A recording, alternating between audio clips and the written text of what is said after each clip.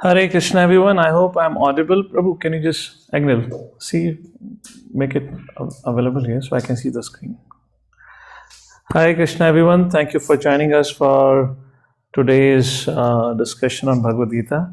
We are going to resume our discussion from chapter 2 and verse number 39 onwards. Before we begin the session, we'll offer prayers together.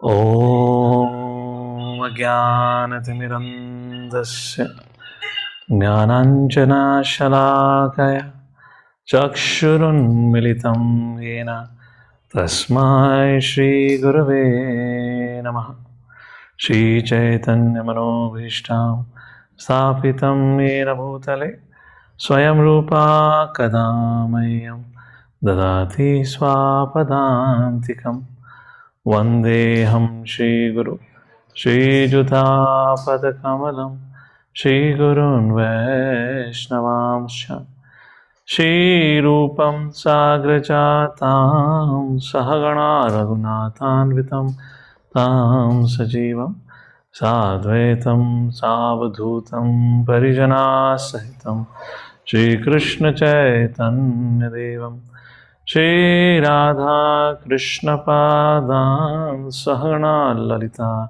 Shri Vishakhan Vitamsha Nama Om Vishnu Padaya Krishna Prasthaya Bhutale Srimate Bhakti Vedanta Swamin Iti Namine Namaste Saraswate Deve Gauravani Pracharine Nirvishesha Shunyavadi Pashatai Deshatarine Namo Mahavadanyaya Krishna Prema Padayate Krishnaya Krishna Chaitanya Namane Gotase Namaha Namo Mahavadanyaya Krishna Prema Padayate Krishnaya Krishna Chaitanya Namane Gotase Namaha Vanchakalpatarubhyasya Kripa Sindhubhya Cha Patitanam Pavanebhyo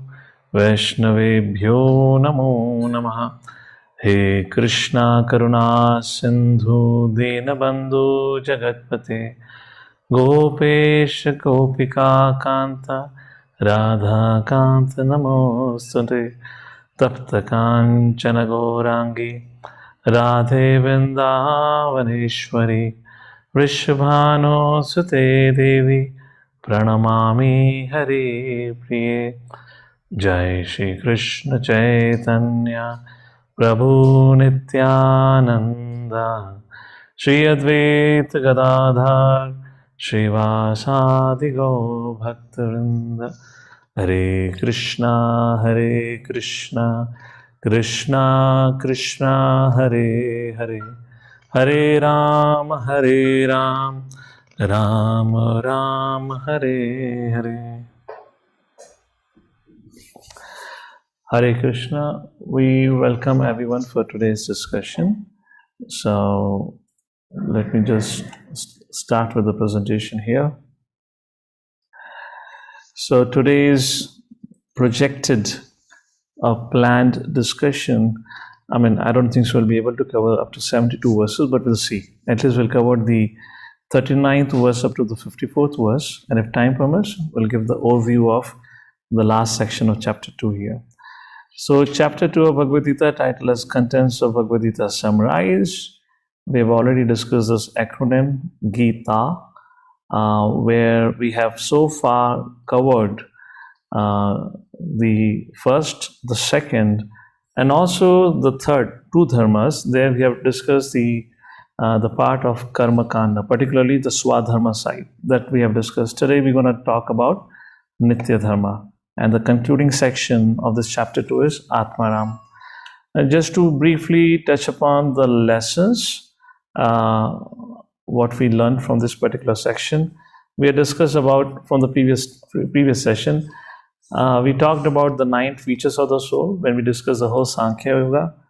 There were 9 characteristics which were highlighted, just like soul is individual. This is how the second chapter, verse number 12, Krishna talks about it. Natu eva ham jatu nasham. Natvam neme janadipaha, like that, which debunks the Mayavadi philosophy. The soul is indivisible, cannot be divided. Again, it debunks the Mayavad philosophy. The soul is invisible, cannot be perceived by material senses. The soul is immovable. The soul cannot be burnt, cannot be dried, cannot be drowned. So the soul is immeasurable, etc., etc. These are certain features we had discussed, and the application of all of it in the last discussion. Along with that, I'm really not sure if we discuss the 4 misunderstandings about the soul. I believe we couldn't because we ran out of time, so I'll briefly highlight it today here. And then, if I'm not a soul, but if I'm not the body but a spirit soul, then question arises: how does my tomorrow looks different than today? So here, Lord Shri Krishna talks about there are 2 duties. One is duty for the maintenance of the body, and the second duty is for the maintenance and well-being of the spirit soul. The duty for the well-being of the body is said to be swadharma, and the duty for the well-being of the soul is nityadharma. And the whole message of Bhagavad Gita is to harmonize swadharma and nityadharma, so that the both aspects of our existence can be balanced out. However, as we make progress in our spiritual life does not mean only focusing on nityadharma. Spiritual life, at least at the stage of sadhaka, at the beginning stages, the focus is given balancing out our material responsibilities along with the spiritual responsibilities. It's not that somebody is married, then because now he has to take to the teachings of Bhagavad Gita, he has to renounce and give up the family life, give up his profession and go to the forest. Yes, there is a mark, there is a yoga practice for that also, which is called as Jnana Yoga, Ashtanga Yoga, but that's not what Bhakti Yoga is. Bhakti Yoga, Sri Chaitanya Mahaprabhu taught. Hare Krishna. Why I've been signed out from my Zoom device here? Okay. Am I visible? Everything is going okay? Okay. The more message came, I got signed out. Okay, I don't know what's going on. Fine. What was I saying? Yeah, the message of Bhagavad Gita is Bhakti Yoga. Bhakti Yoga, Sri Chaitanya Mahaprabhu said, it doesn't matter, you are a sannyasi, you are a grahastha, you're a woman or a child. We don't have to change our position or change our place. Wherever you are, chant the holy names of the Lord, follow the Vedic teachings, hear and remember the glories of the Lord, and that is what's going to bring us to the perfection. So this is how the message of Bhagavad Gita becomes practical for the present day and time. A lot of people have, I don't know why they have a misunderstanding. Of course, I can give you some reasons for the misunderstanding.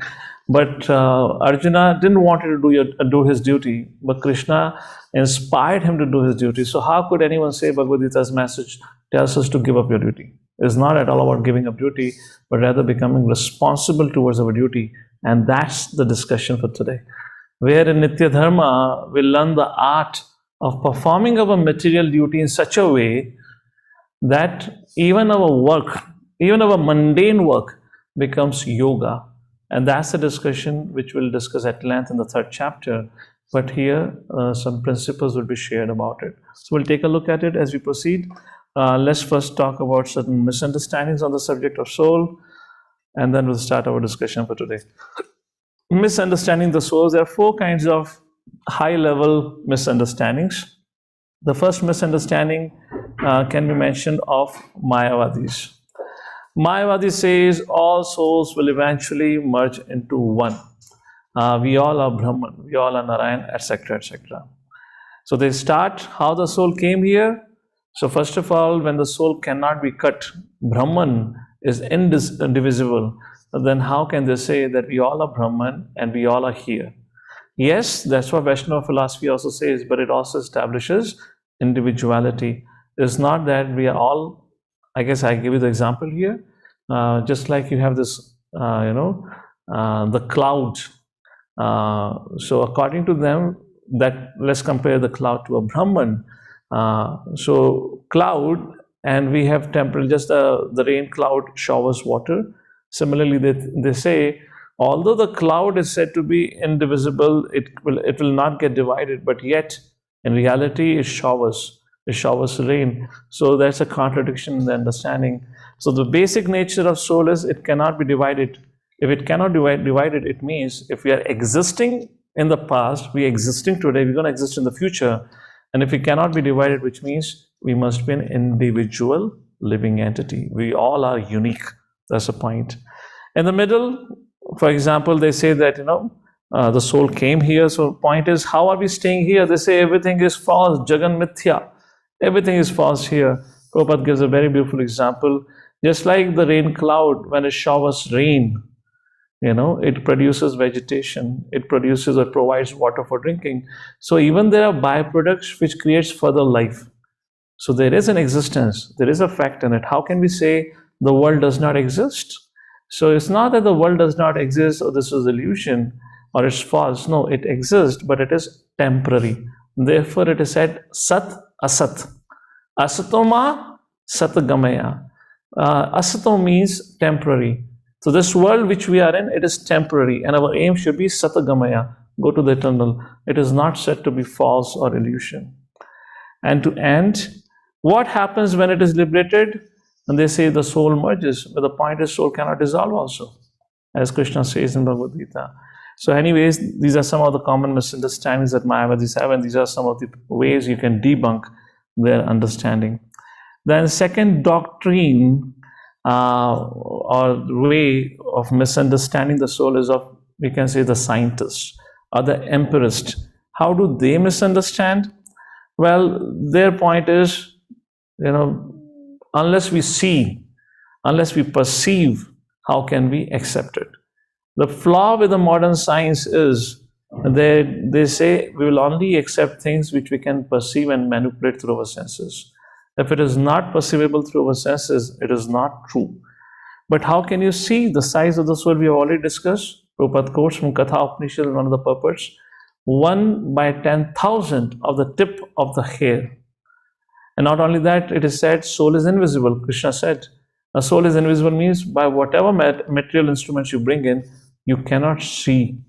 And just like in 10th canto, the beautiful pastime of killing of Aghasur comes. Aghasur, the python or the snake demon, you remember, who came to Vrindavan and he opened his mouth wide open. Although all the Gopalas saw that and they all understood this is a big snake. But because Krishna had killed Bakasur some time ago, so all of them thought, oh, even if he's a snake. Now what happened in the case of Bakasur? Bakasur was this, crane demon.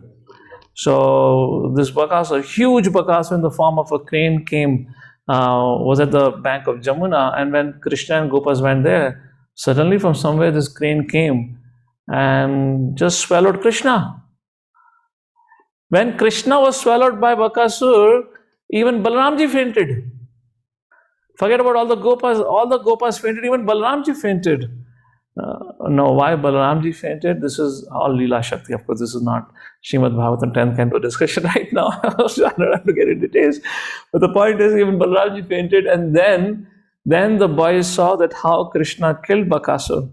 So when Aghasur came, so Krishna, the Gopas thought, even if he is a snake, even if he is alive, very beautifully Sukadeva Goswami says, Krishna was standing at the top of a hill, and he saw the Gopas were a little down, and Gopas were all discussing, is this a snake? Look at his eye sockets are visible, the smell coming from the mouth, and his throat looks like a cave, his mouth looks like a big highway and whatnot, and the teeth looks like a giant pillars. And they were having a whole discussion, and the point was, should we enter that cave or not? Then everyone said, hell with it. Dekhenge jo hoga. Krishna is there. So they all looked back.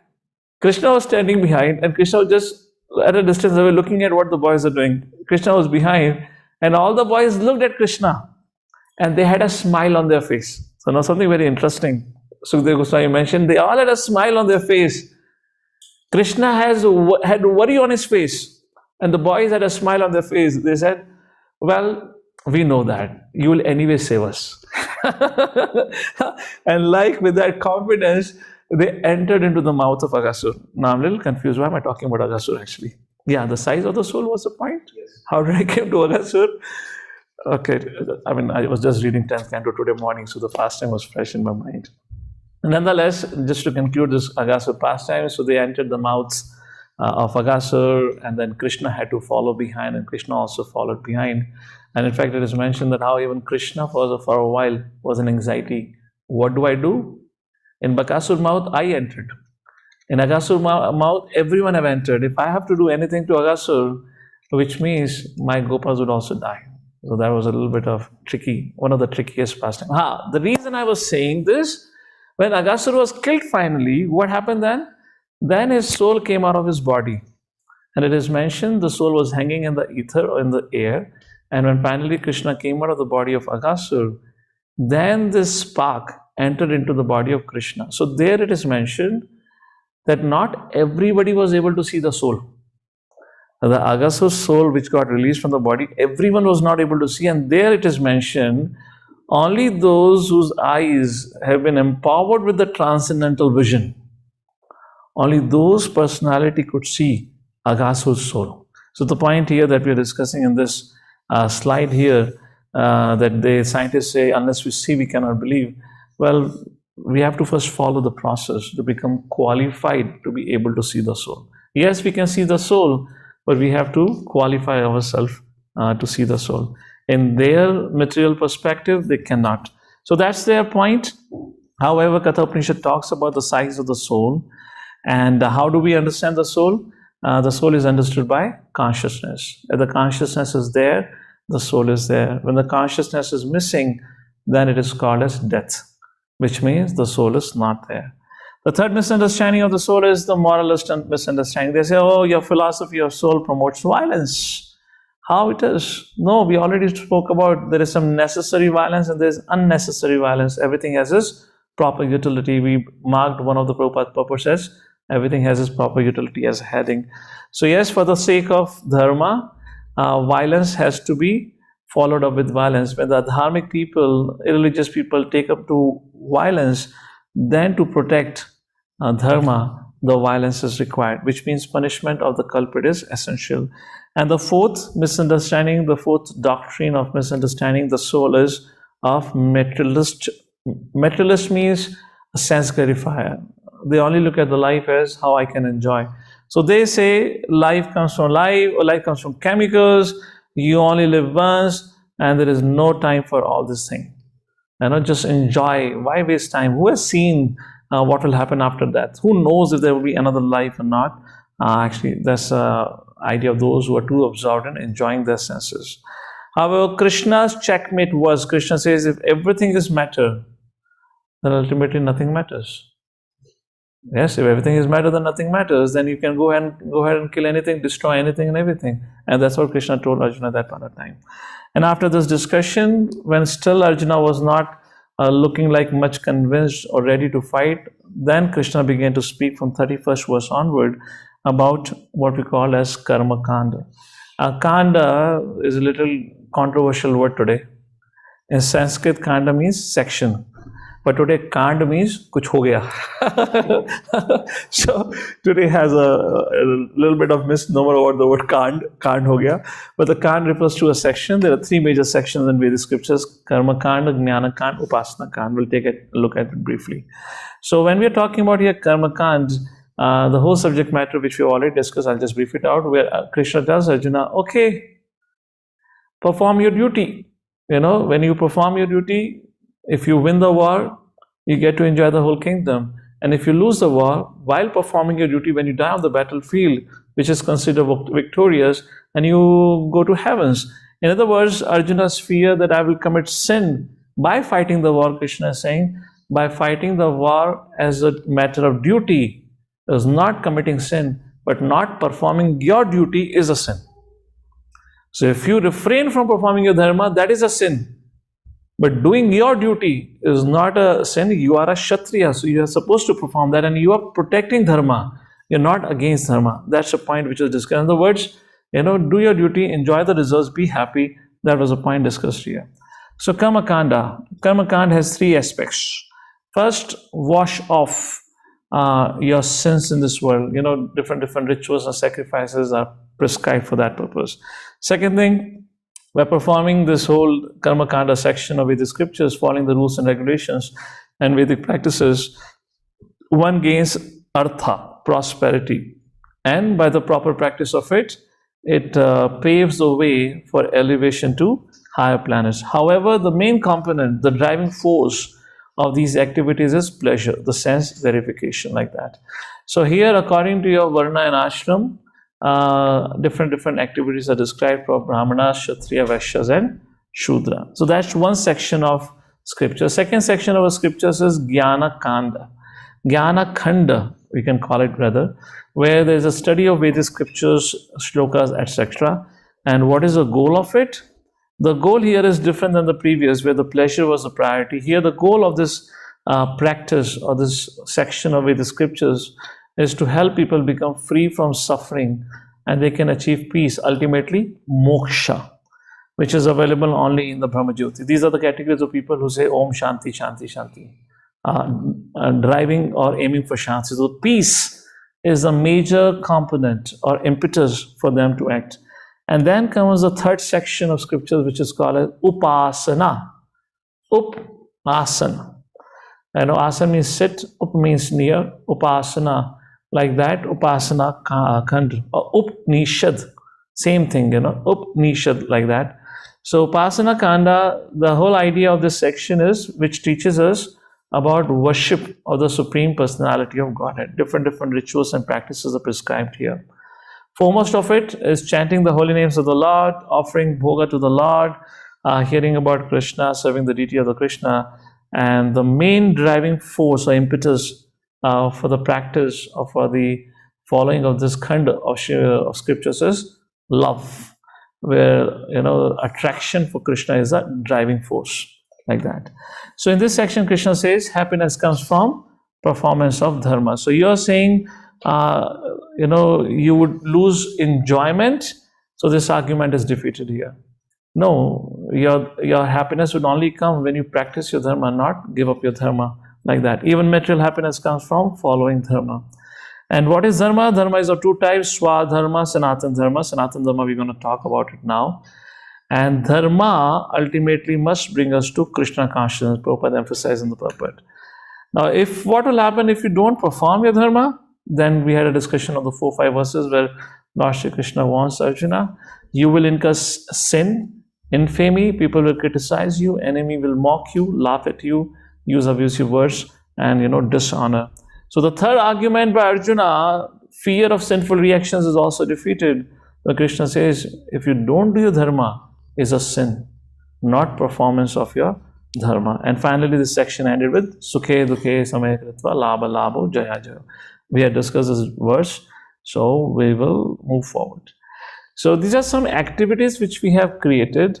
I generally used to do it before, but being an online forum, we will not have time, but you will always find this for every chapter or for some important sections. We'll have this group activity in my presentations. So at your leisure, when you get to study, you can always review this group activity and think a little bit, how would you answer it? So now we come to the subject matter for today's discussion, which is titled as Buddhi Yoga, from verse number 39 to verse number 53. Now, what is a theme? What is a major component here? Which means here the emphasis is perform your duty, but with detachment.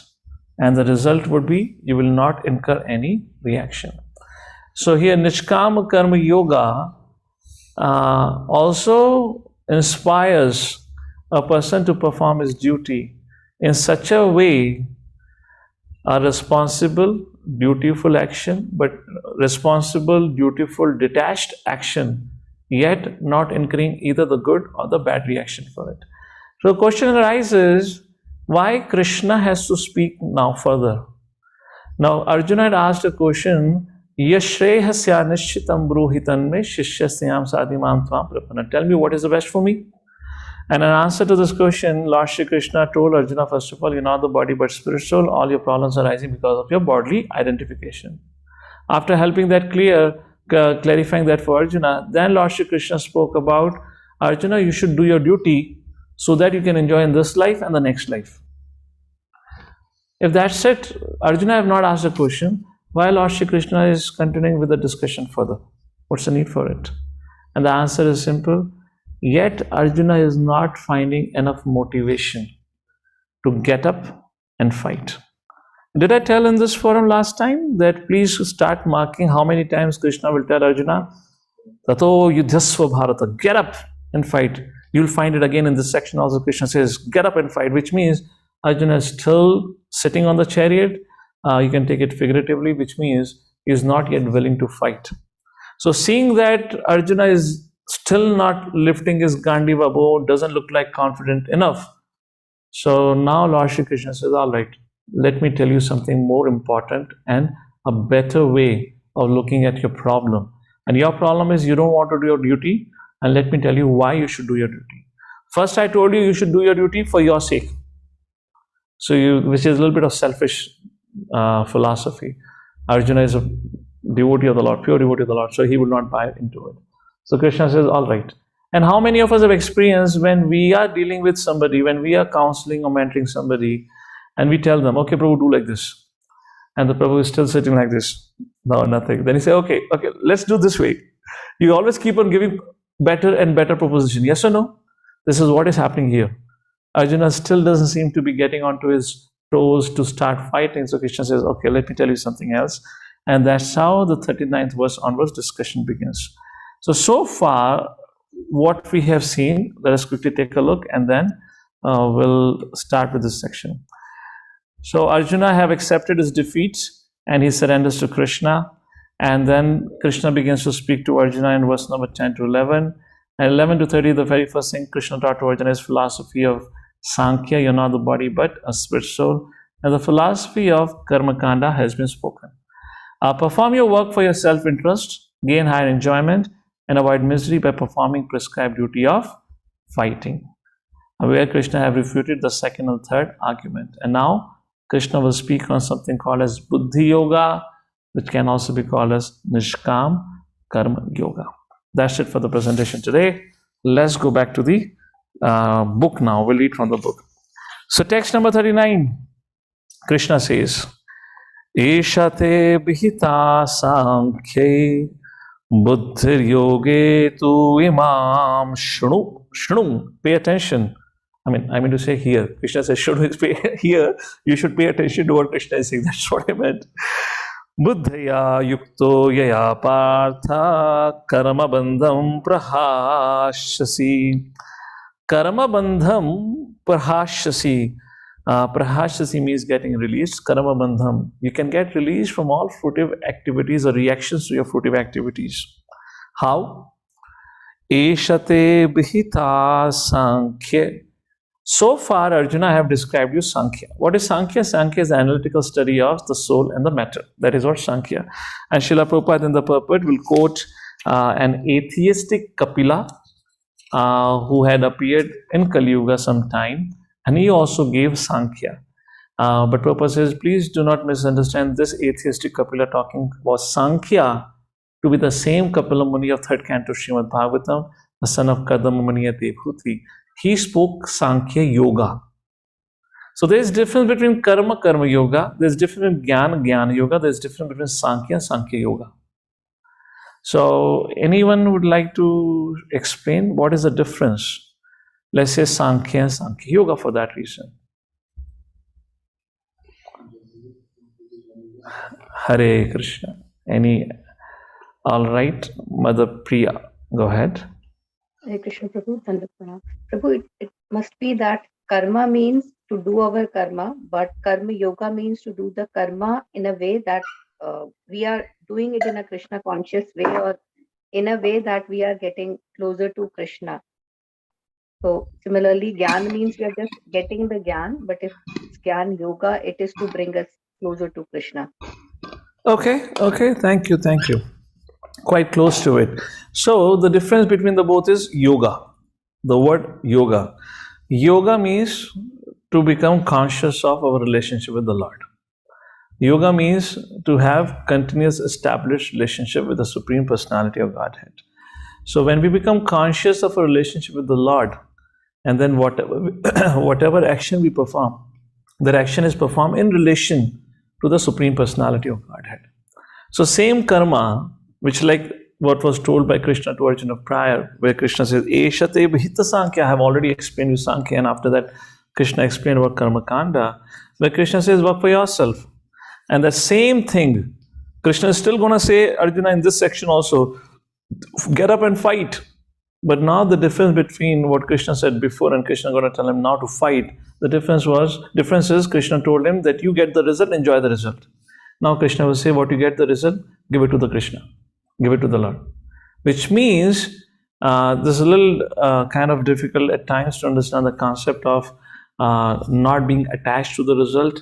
Work, perform your action, yet do not expect a result. Do not claim a right to the right to your work or to the result. So how does it happen? That is called as karma yoga, having that consciousness. So here again, Krishna is going to say, Arjuna, get up and fight. But Krishna is not going to tell Arjuna that you enjoy the results of your work. But the point is not that Arjuna would not get the benefit. And Prabhupada gives a very beautiful analogy. It comes in the 10th canto, where it is mentioned, when a person decorates himself, the reflection is also decorated, right? Similarly, when we serve Krishna, we are ultimately serving ourselves only. What a beautiful analogy, isn't it? When we serve Krishna, we are also serving Krishna. We are serving ourselves because we are nothing but his reflection. We are just nothing but part and parcel. And another example that all of you have heard is about the hand feeding the mouth. And when the food gets digested, the whole body gets nourished. And that's the point. So, Eshate Bhita Sankhye Buddhi Yoge tu Imam Shunu. So now I'm going to tell you about Buddhi Yoga. Shunu, please hear from me. Buddhaya Yukto Yaya Partha. Yukto means equipped. Yaya Partha, if your intelligence or if you become equipped with the knowledge of Buddhi Yoga and perform your action according to Buddhi Yoga's terms and conditions, Karma bandham prahashasi, you will not get entangled at all. Ishopanishad text number 2. Anyone remembers what is a shloka? All Bhakti Shastri students, those of you who have studied Ishopanishad. If you don't remember the shloka, what does it say? Text number 2. Kurvanneveha karmani jiji visikshatam samaha evam tvai nanyutasti na karma lipyate nare. Kuruvan eveha karmani, perform your duties in such a way. Kuruvan eveha karmani jiji visikshatam samaha, and you should aim for living for 100 years and more. Evam tvai nanyutasti, you have no other alternative. Then performing your duty in this way. And if you do so, na karma lipyate nare, you will not be bound by the fruits of your action. So in what consciousness is being discussed about? And the answer is given in the first verse of Ishopanishad. So okay, second was difficult. Who remembers the first verse? It was part of your shloka test also. What is the first verse of Ishopanishad? Yes, Mother Maidani, go ahead. ईशावास्यमिदं सर्वं यत्किञ्च जगतं जगत् तेन त्यक्तेन पुण्यं नाक्षितादर्शनम्. Yes, Ishavasyam idam sarvam. So what's the consciousness? Ishavasyam idam sarvam. Yatkincha jagatayam jagat. Everything belongs to Isha. Ishavasyam. Vas jo karta ho. He is the controller of everything. And that is a point being established. Hare Krishna. I'll request nobody to play around with the video here. So let's not change the video up here, options. So what was I saying? Ishavasyam idam sarvam. So in the consciousness, again, this is Buddhi Yoga. Knowing that Ishwar is the controller of everything, everything belongs to Ishwar, and then perform your duty. That's also called it. That's again Buddhi Yoga being discussed there in Ishopanishad. So Buddhi Yoga, intelligence, that is being talked about. Where does this Buddhi Yoga again comes in Srimad Bhagavad Gita? In one particular verse, Lord Shri Krishna says, Buddhi Yoga.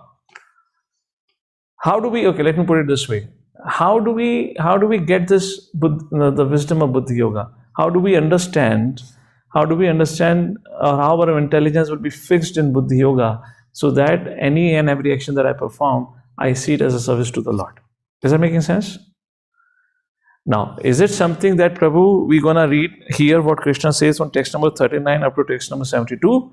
I have understood, and now hereafter I'll do Buddhi Yoga. Even Arjuna could not do it. So what to speak about us? He had a doubt. That's the reason there was a third chapter. So how do we get this understanding of the concept of Buddhi Yoga? Lord Shri Krishna answers in Bhagavad Gita himself. Any attempts? Radha Krishna Prabhu, please go ahead. You are not audible, Prabhu. Advidhi pranipatena pariprasthena sevaya, Prabhu. Okay, good answer, good answer. Thank you, thank you. I'm looking for a direct reference. Mother Rati Manjari. Unmute, please. Hare Krishna, Prabhuji. I Yes. was thinking of the Srimad Bhagavatam shloka Shunvanti Swakata Krishna Okay. Shravana Kirtanam. Okay. Madrani. All right, all right. So, I mean, that's largely talks about the glories of hearing. Okay. Sudhir Prabhu.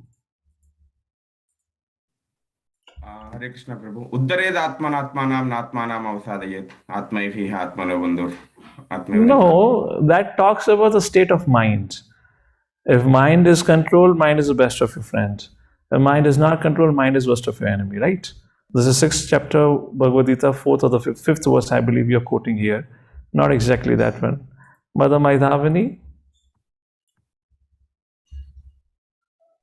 So, Prabhuji, I was thinking of Chatur Shloki Bhagavad Gita 10.10. Tesham satati yuktanam bhajatam priti purvakam dadami buddhi yogam tam yenamam upayantite, and 10.11. No, that's it, that's it. That's a different reference to 11. Tesham satata yuktanam bhajatam priti purvakam. Yeah, one second, I'm just making some administrative changes here. So, Tesham, Buddhi Yogam tam yenamam upayanti the. So, Lord Shri Krishna says, who gives the Buddhi Yoga? I give. You know, we cannot, it's not a subject matter of intellectual understanding. Only subject matter of intellectual understanding is the first two lines. Tesham satata yuktanam bhajatam priti purvakam. Only that is subject matter of intellectual understanding. That is, we should serve. We should serve and serve with love and affection. If we do so, Tesham satata yuktanam bhajatam priti purvakam. There's a very another beautiful example Srila Prabhupada gives in this context. What is that? Okay, it'll come back in some time, then I'll discuss about it. Fine, so this is what is being discussed now, henceforward in this particular section. So, Buddhaya yukto ya partha, if you equip yourself, and how do we equip ourselves? For that we have to engage in devotional service, and by the mercy of Guru and Gauranga, we get blessed by this intelligence, how to see every action in relation to Krishna. That's the point here, text number 39. Important purport, you may want to read out in detail at your leisure, like this. Fine, we can read the last paragraph of this purport. Text number 39, the last paragraph of the purport. Sunny Prabhu, go ahead, read out. One should therefore understand that Buddhi Yoga.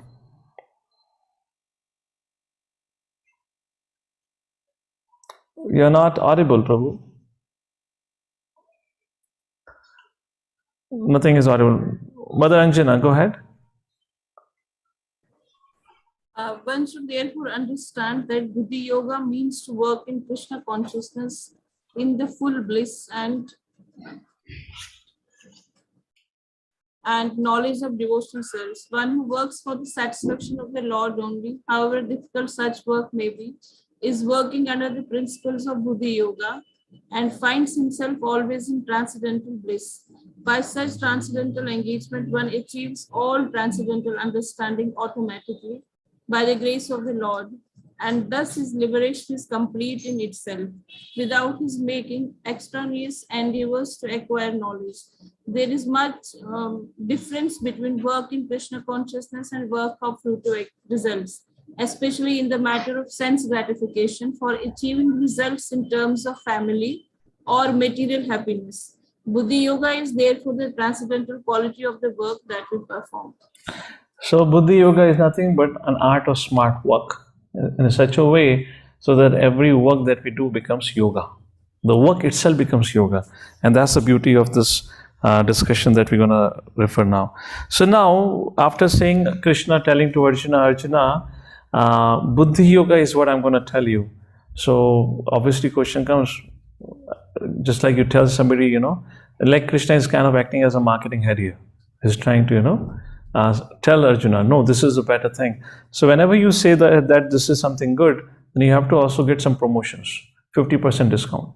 That's how the customer buys a product easily. And that is what is being discussed in text number 40. What's the glory of Buddhi Yoga? Neha vikramana shosti pratyavayo na vidyate swalpamasya dharmasya trayate mahato bhaya. Trayate, to get delivered or to release. Trayate mahato. Mahato means great, very great. Bhayat means fear. One gets delivered from even the greatest fear. Who is that one who gets delivered? Neha bhikrama nashostri. Abhikrama. Krama means action. In this endeavor that Krishna has described Buddhi Yoga, nashostri, there is no loss. Pratyavayo na vidyate. Neither there is a loss, there is diminution. Swalpasya dharmasya. Even one who has even sualpa. Sualpa means alpa ka bhi su. Very, very insignificant time. If somebody has performed a devotional service, there is only gain and gain and gain. There is no loss. Regardless of whoever we are, how great we are in our material estimation, when we take birth again, we still have to start from nursery. You cannot say in the previous life I was Steve Jobs. Even if you have your past memories, if you have gone through past life regression, you cannot say, "Arey, मैं Steve Jobs था पिछले जन्म में." You should give me a PhD degree beforehand only. I'm not going to go to nursery. That doesn't work like that. And let me give you a little example. The famous family in Vrindavan. Which family, if I ask you the famous family of Vrindavan, what would be your guess? The famous family of Vrindavan, which was inspired by the actions of Kamsa, not by Nand Maharaj. And that famous family was Baka, Agha, and Putana. Right? Baka and Agha had a sister by the name of Baki. Aho Bakiyam Sanakala Putam. And who is that Baki? That is Putana. Among all the demons, these three demons, there is something very special happens to them. All three of them goes back to Godhead. All three of them goes back to Godhead. Aghasur, after being killed, Bakasur, after being killed, gets Sarupya Mukti, not Sayujya Mukti. Gets Sarupya Mukti, they get the same form as of the Lord. And Putna, we have heard already, Putna becomes one of the maternal mothers of Lord Shri Krishna. So there's a big debate about the subject matter. Why and how? How can they go back and not get Sayujya Mukti but get a Sarupya Mukti? The reason is, like Putana, Krishna saw Putana wanted to feed Krishna the milk. So there was some sense of seva. Neha bikramnashasi pratyavayana with swalpa. So Krishna is proving this statement swalpa. Even Putana by no chance had a thought that she wanted to serve. But Krishna swalpa. So Krishna somehow saw some service somewhere, something, and gave her the role. Now, same with Agha. Now, what happened with Aghasur? Aghasur gave some pleasure to the Gopas, right? Gopas were happy, thinking there's a cave. All the intention was to kill Sualpa. And what position Aghasur got? He got Swarupya Mukti. So, like that, many examples can be quoted. Of course, one of the famous example which even Prabhupada writes in the purport is Ajamil.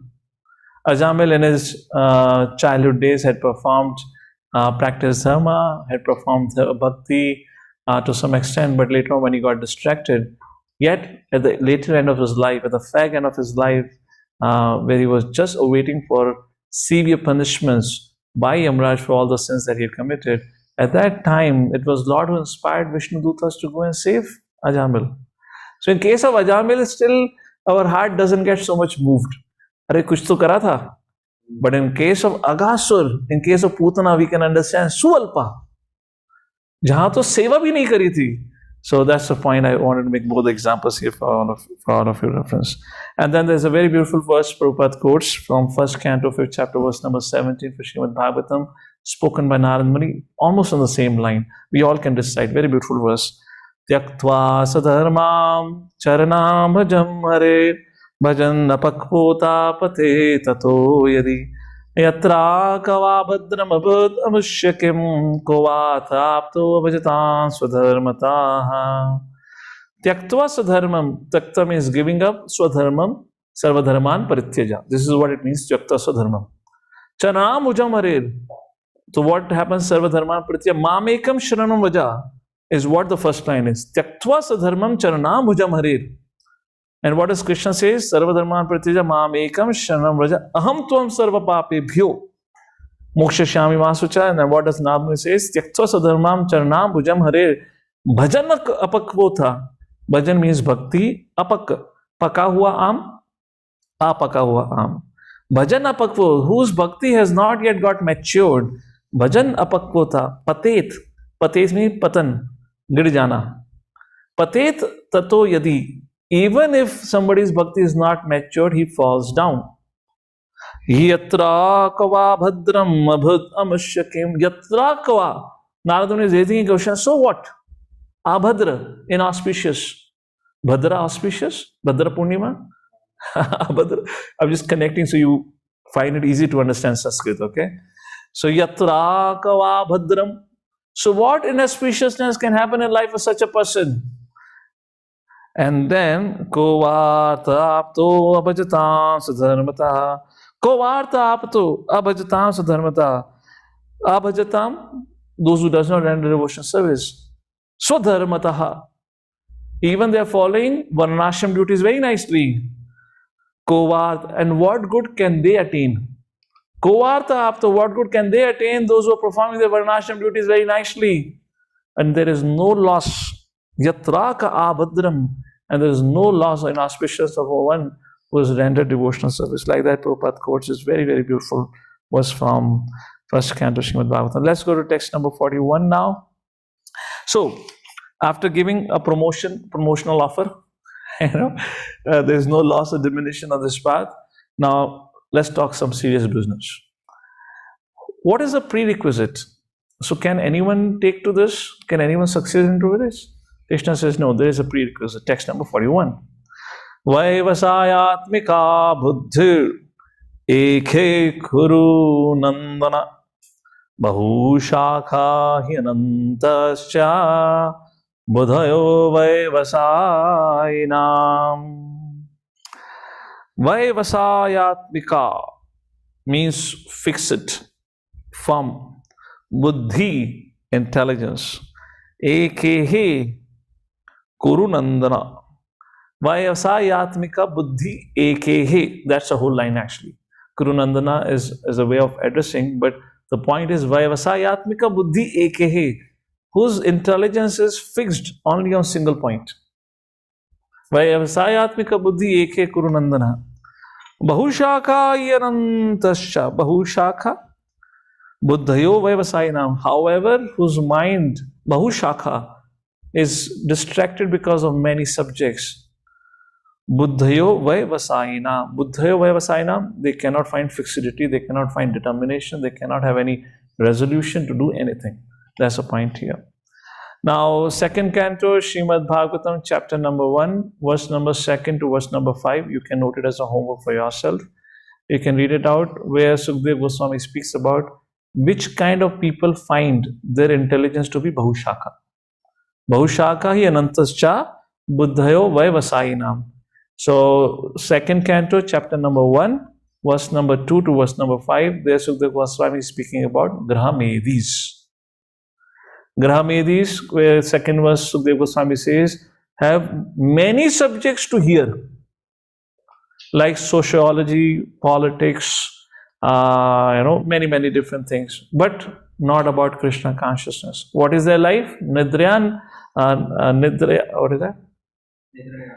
Nidraya hriyate nakatam vaya vayena cha vaya divacharthaya rajan kutumba bharanenava. And what is their life? The night they spend in sleeping or in copulation, and the day they spend in trying to earn artha or trying to balance out kutumba bharanenave, trying to handle the weight of the pressure of handling the family affairs.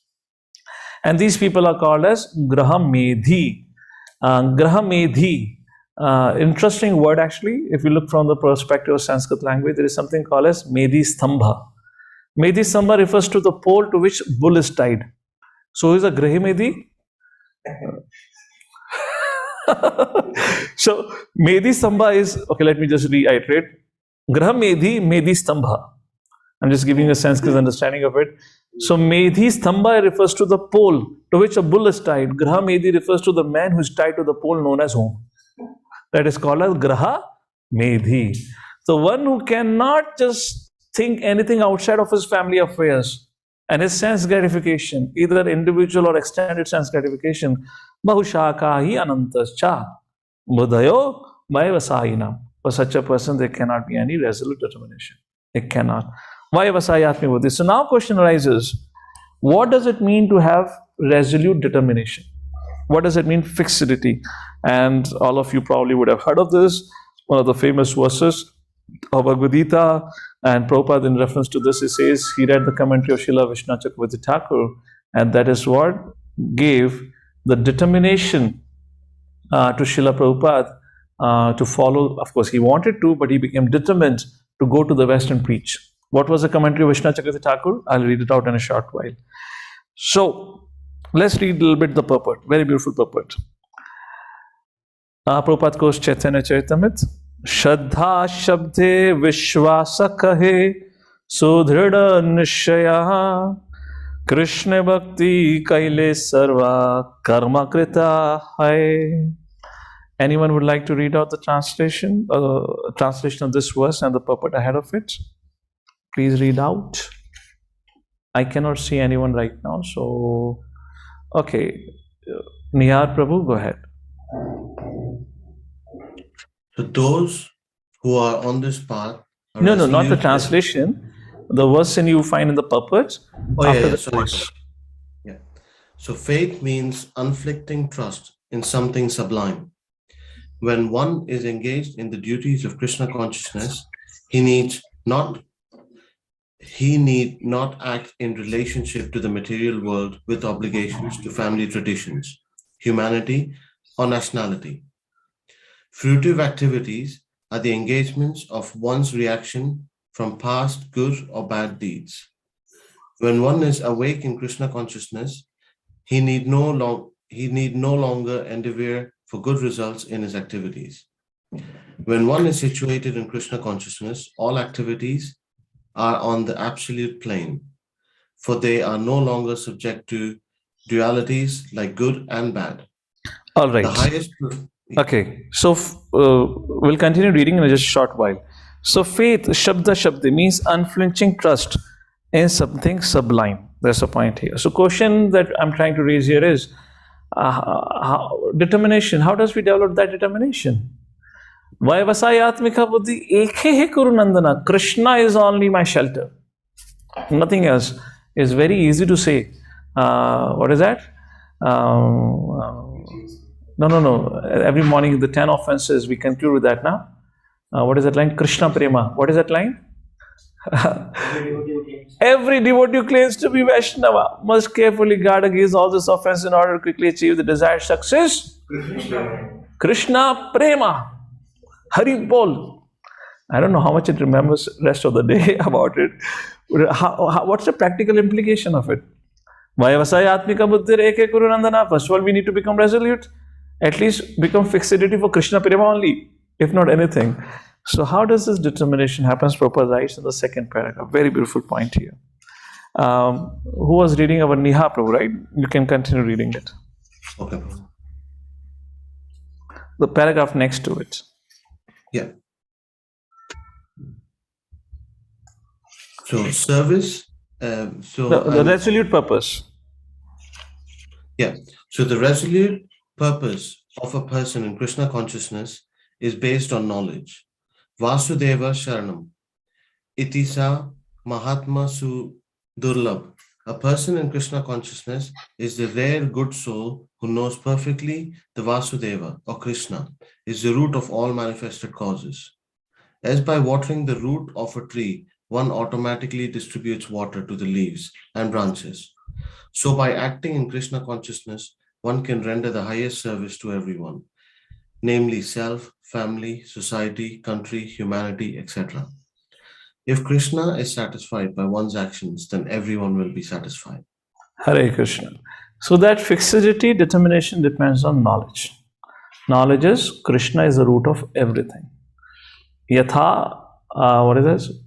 Okay, Yatha Taror Mul Nishchanena, both canto Srimad Bhagavatam.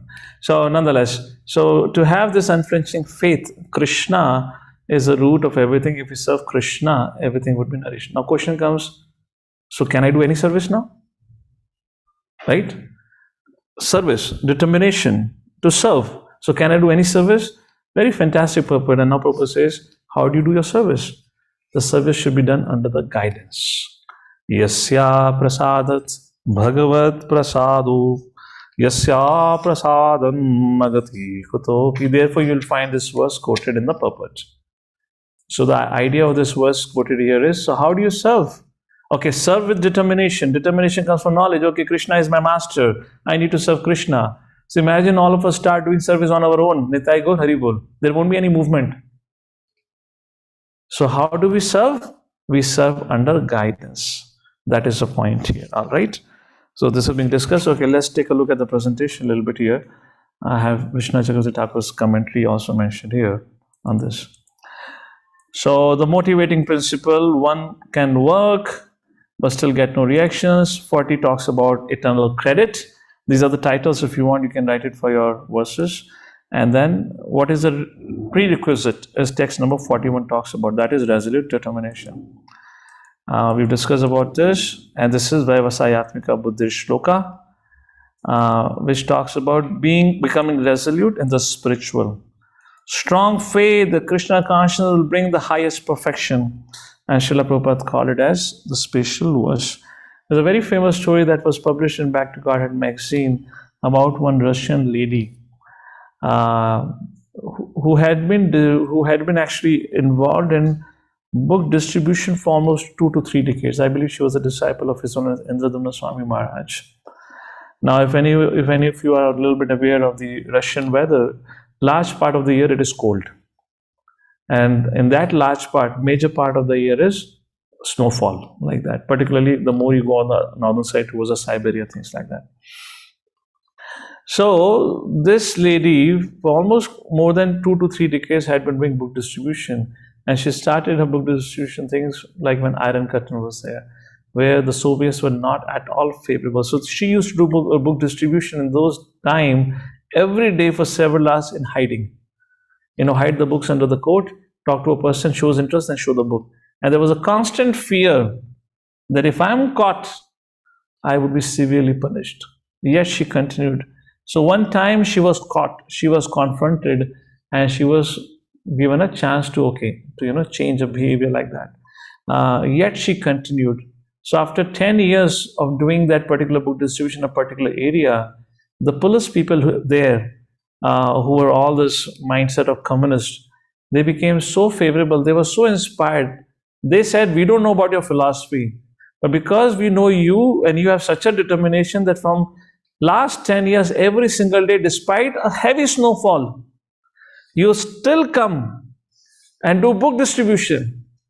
There has to be something special in the book that you are talking about or distributing. And just because of her service attitude and her determination, the local police became so favorable that they gave her a permission. Continue on. You can do as much as book this if you want to do it. So, just wanted to make a point on that. Fine, let's go to text number 42. Oh, no, wait a second. I had to read out Vishnu Chakra Thakur's commentary here. So, what did Vishnu Chakra Thakur write on this particular verse? The best kind of intelligence I can have is intelligence used in the service of Krishna. That intelligence is defined as fixed when it is intent upon my spiritual master's instruction, such as chanting the names of Krishna, remembering his activities, performing service to his lotus feet. His instructions are my sadhana and my life, both in the beginning stages of bhakti as well as in the bhakti's perfectional stage. I desire only to follow his instructions. I accept nothing else as my life's work. Even in dreams, whether I'm happy or distressed, whether the material world remains or is destroyed, I do not care. There is no loss for me. I simply must carry out the orders of my spiritual master. Fixedness upon his orders is determined intelligence in devotional service. And only by being fixed in his orders, such determined intelligence is possible.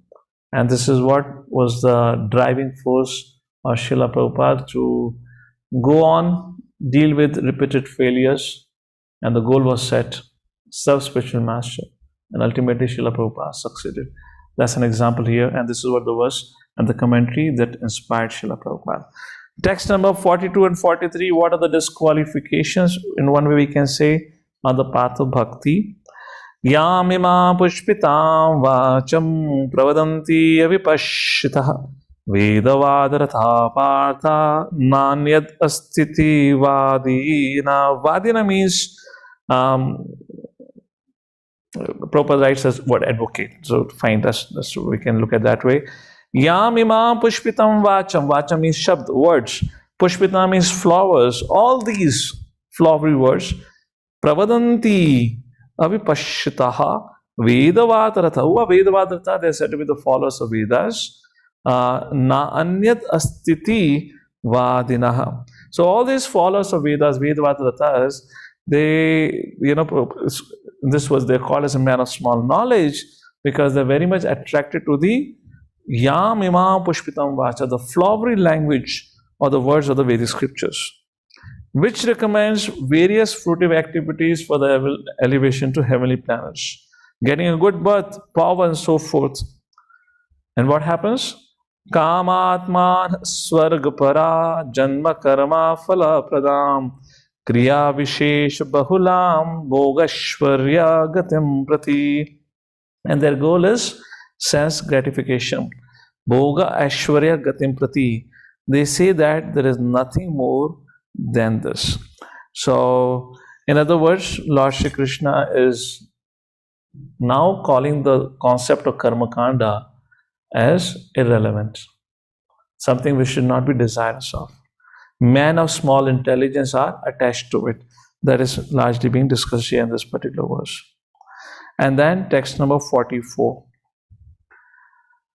Who cannot take to the path of bhakti? One is 42 and 43, Vedavatarthas, who are too much attached to the fruitive, the activities which gives you fruitive results for your sense gratification. And 44th verse, another set is described who cannot take to Krishna consciousness. Who are those? Bhogashwarya prasaktanam taya aprat chetasam vaivasayatmika buddhihi samadho na vidhiyate. All of us would have had an experience, those of us who are out there and preaching, that many people get connected, right? Connected means they would come to the program, things like that. But let's say 6 months down the line or 1 year down the line, the numbers becomes very small. How many of you have that experience?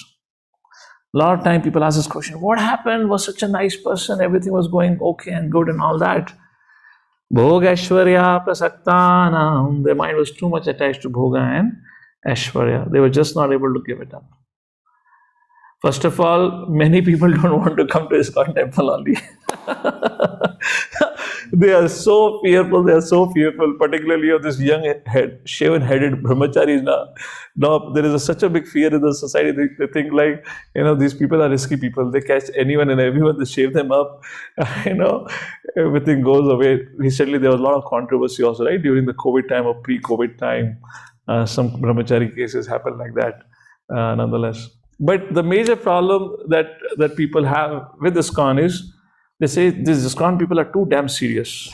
If you get into their association now, they'll make sure you leave everything.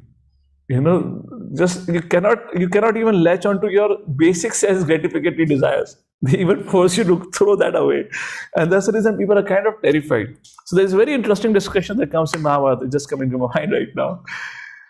At one point of time, actually, Yudhishthira Maharaj said this. What I'm quoting, is actually Yudhishthira Maharaj said. At one point of time, Yudhishthira Maharaj was talking to Krishna. He said to Krishna, "My dear Lord, I have a request." So Lord said, "Yes." He said, "Lord, I would like you to please arrange a very beautiful wife for me." Lord Shri Krishna said, "Why? What happened?" This is post-war, everything. So he said, "My dear Lord, the problem that I'm facing now, the people says that all these spiritualists, they give up on all the enjoyment of life. By getting married to a beautiful wife, I want to set an example saying that no, we still are having our family life, we are still living our life." So, Bhoga Aishwarya Prasaktaram Teha Aparacchetasam. So people who are too much attached to Bhoga, sense enjoyment, Aishwarya, opulence, Taya Ahaparat Chetasam, their consciousness has been captured by the Maya Shakti, which means Maya. Vayavasayatmika buddhi samadhona vidite. For such a people, they can never find fixity in Krishna consciousness. They are like Ayaram Gayaram. Sometimes they come, sometimes they go. Another time they'll come, another time they'll go. Like that. That goes on. Even if they have come and they have stayed as long as their adhyatmik, adhibhautik, adhyatmika kleshas are troubling them. Once those kleshas become settled, Gayaram, they again disappear from the scene. So we have discussed this elaborately in Nectar of Devotion. Who comes, who stays, who becomes devotees, and how devotee makes advancement. We have discussed all this flow, how, from who comes, who stays, who takes to Krishna consciousness, and who makes an advancement. We discussed this subject matter of Nectar of Devotion as well as. So let's read out the purport, a small purport to it. Somebody would like to read the purport of text number 44, please go ahead. The hands are up. I don't know whose hands are up here. Fine. Naveen Prabhu, go ahead. Thank you, Prabhu. So the purport says, Samadhi means fixed mind. The Vedic dictionary, the Nirukti says, Samayagya Agya says, Smin Atma Tattva Yathamayam. When the mind is fixed for understanding the self, it is said to be in Samadhi.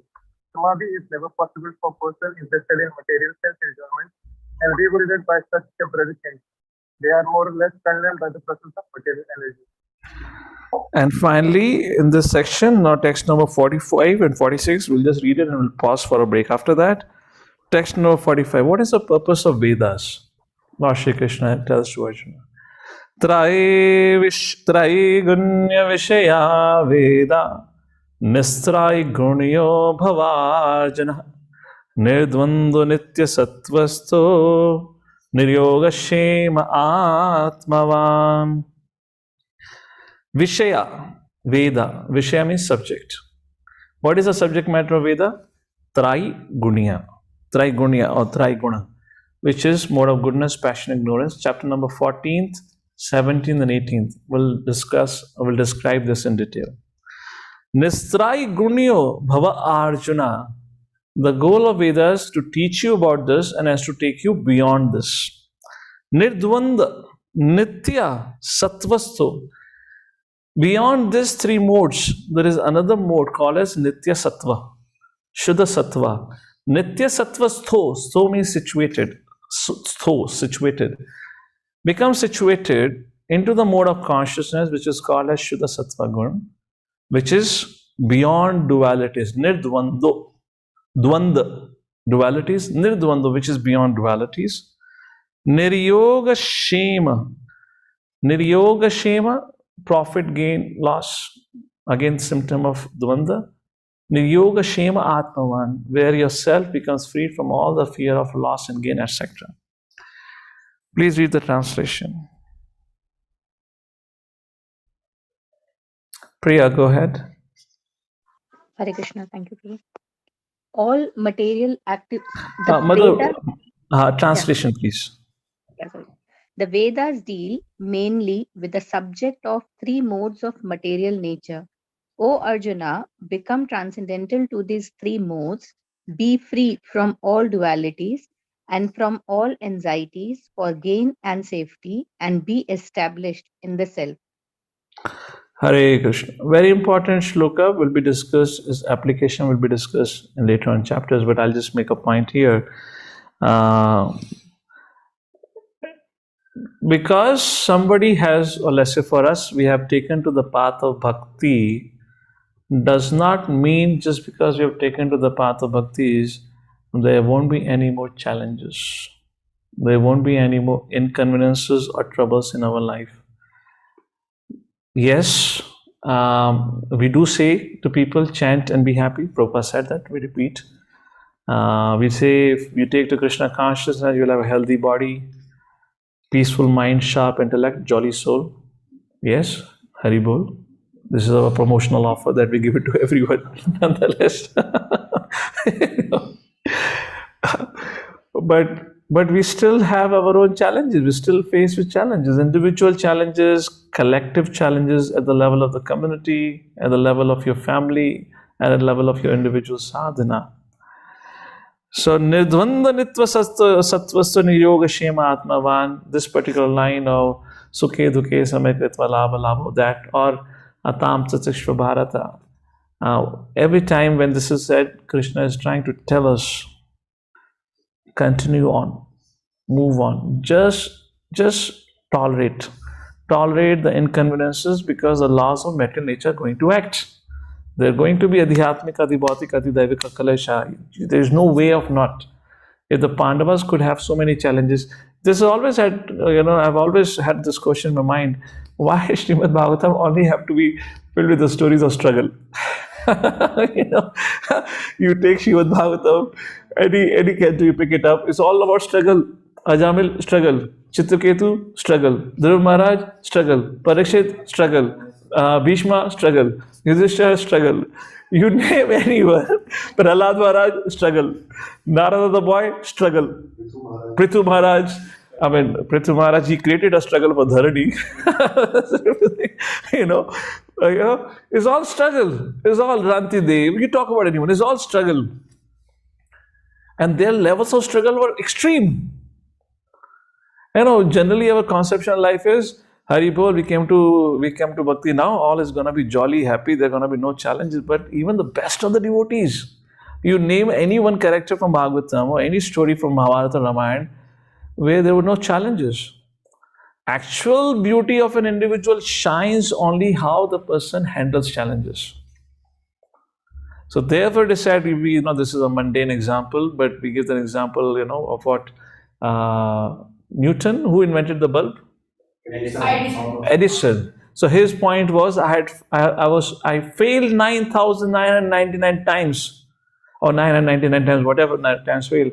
So somebody asked him, were you not discouraged? He said, no, I learned how not to do it. Now, can you imagine his way of looking at it? So here, as a sadhaka, we should understand, we should not have a lot of mythical or mystical ideas about our practice in Krishna consciousness. The challenges would be there. Only difference is our consciousness becomes immune to the challenges as we become more and more strongly fixed into Krishna consciousness. Nirdvando nitva sattvasto niryoga shema atman. This is another understanding. This point is mentioned in the last paragraph of the purport. Can somebody read out the last paragraph of this purport? That will pause for a break for today. Go ahead. Sunny Prabhu, read out. As long as the material body exists, there are actions and reactions in the material modes. One has to learn tolerance in the face of dualities such as happiness and distress, or cold and warmth, and by tolerating such dualities, become free from anxieties regarding gain and loss. This transcendental position is achieved in full Krishna consciousness when one is fully dependent on the goodwill of Krishna. Hare Krishna. Thank you. So with this, we'll pause. It's around 1:20. We'll take our 7 minutes break. We come back at 1:25 precisely. Jagadguru Srila Prabhupada ki Jai.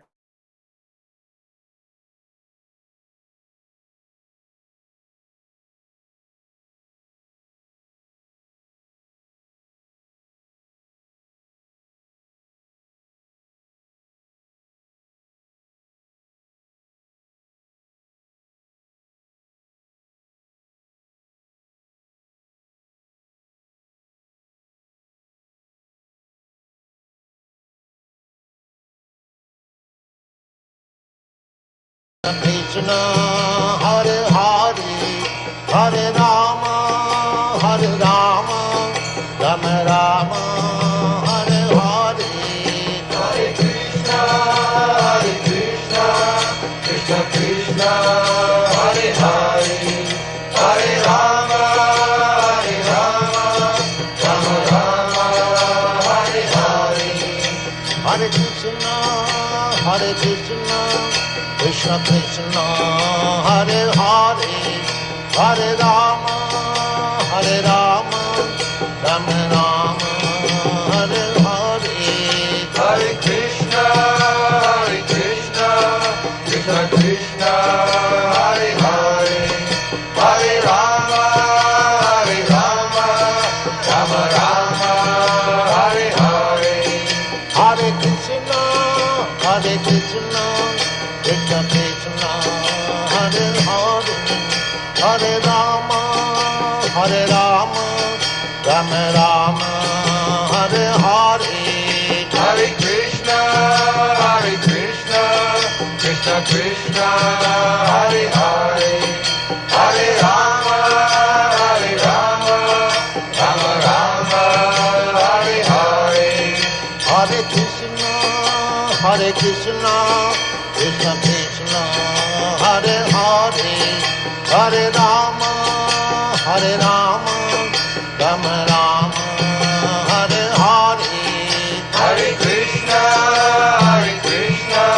Krishna Krishna, Hare Hare, Hare Rama, Rama Rama, Hare Hare, Hare Krishna, Krishna Krishna, Hare Hare, Hare Rama,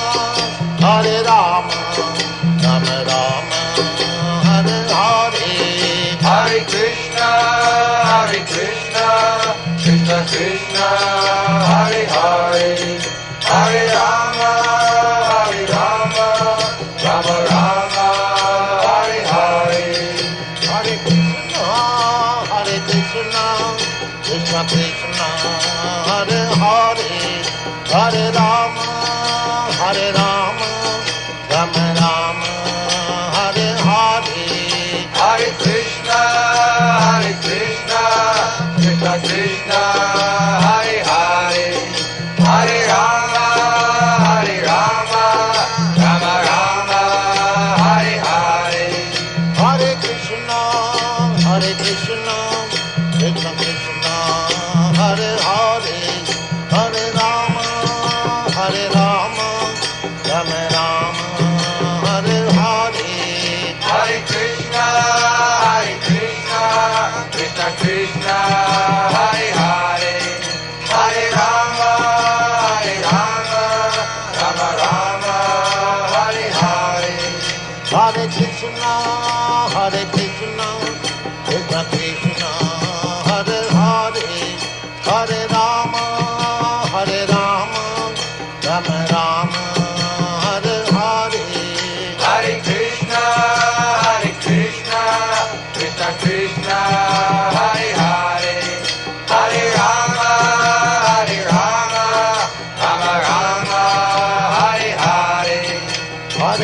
Krishna, Hare Krishna, Krishna Krishna, Hare Hare, Hare Rama, Rama Rama, Hare Hare. Hare Krishna, Krishna Krishna, Hare Hare, Hare Rama, Rama Rama, Hare Hare. Hare Krishna, Krishna Krishna, Hare Hare, Hare Rama, Rama Rama, Hare Hare. Hare Krishna, Krishna Krishna, Hare Hare, Hare Rama, Rama Rama, Hare Hare. Hare Krishna, Krishna Krishna.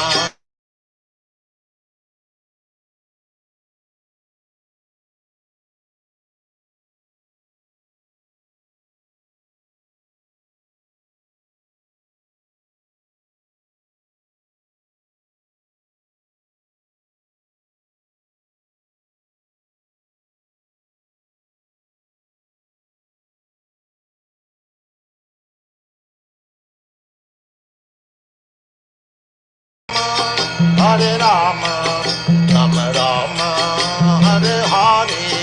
Hare Krishna, Krishna Krishna, Hare Hare, Hare Rama, Rama Rama, Hare Hare. Hare Krishna, Krishna Krishna, Hare Hare, Hare Rama, Rama Rama, Hare Hare. Hare Krishna, Krishna Krishna, Hare Hare, Hare Rama, Rama Rama, Hare Hare. Hare Krishna, Krishna Krishna, Hare Hare, Hare Rama, Rama Rama, Hare Hare.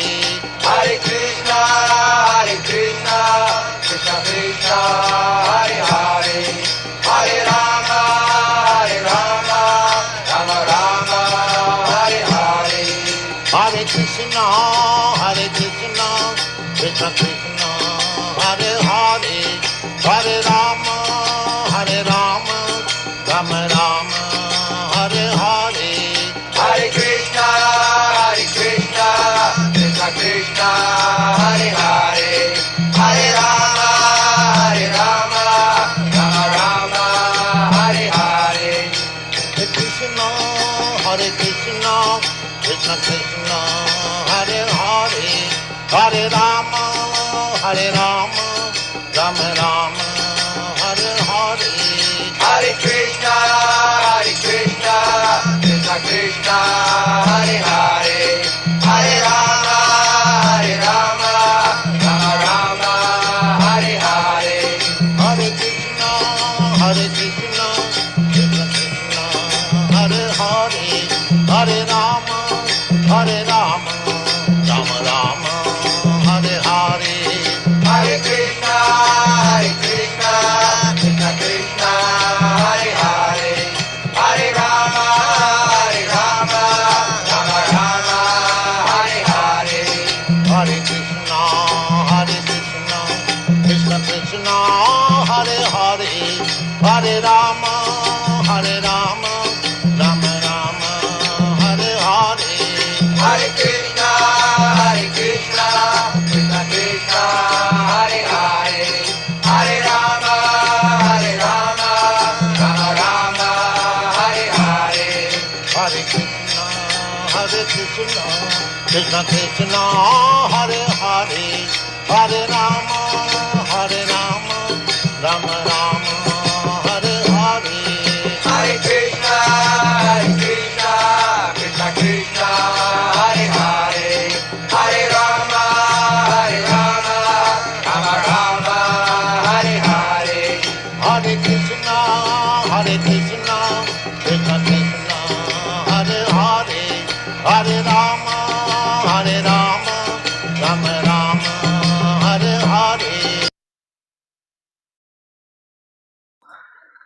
Hare Krishna, Krishna Krishna, Hare Hare, Hare Rama, Rama Rama, Hare Hare. Hare Krishna, we welcome everyone after the break. And I hope all of you are back after the break. I can see some of you's cameras are on. So, fine. So, we'll resume our discussion. We'll take a look at the presentation now and then we'll continue.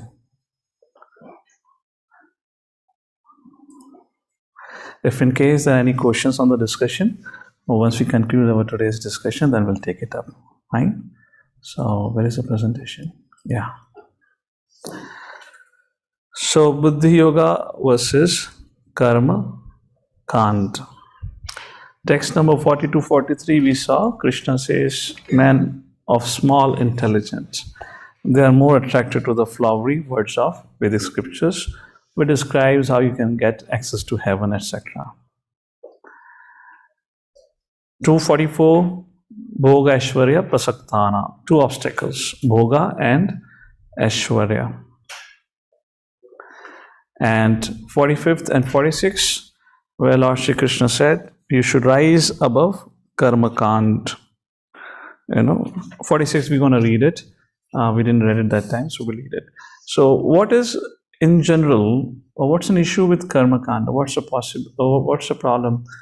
Why Krishna is here now is kind of rejecting the idea which he proposed before. One is, it's not possible to perform all the rituals, rules and regulations. Very, very difficult actually. Second obstacle with Karma Kanda, it's a very gradual process, very slow process which takes a long time to make any tangible advancement. And in particular, today's day and time, our life is very short. To take to the path of Karma Kanda and to make any tangible progress in one's consciousness is very challenging. And therefore, Lord Shri Krishna here, in the 46th verse, where he concludes refuting Karma Kanda philosophy, which he proposed before, says that the purposes of a well can also be fulfilled by a river. A very beautiful verse actually. Let's take a look at the verse and then we'll talk about it. Maybe I would have it in the presentation also. Let me just see. Yes. So very beautiful verse. Text number 46. Yavanarth udapane. One second. Yavanarth udapane sarvatha samplutodake tavan sarveshu vedeshu brahmanasya vijannataha. Somebody can read the translation, please.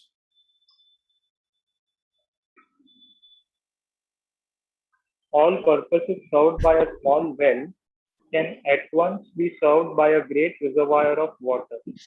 Similarly, all the purposes of the Vedas can be served to one who knows the purpose behind them. Hare Krishna. So, Prabhupada in one of his lectures describes, and this is just a graphical presentation of what Srila Prabhupada spoke. We can take off the slide if in case verse has been showed. Yeah.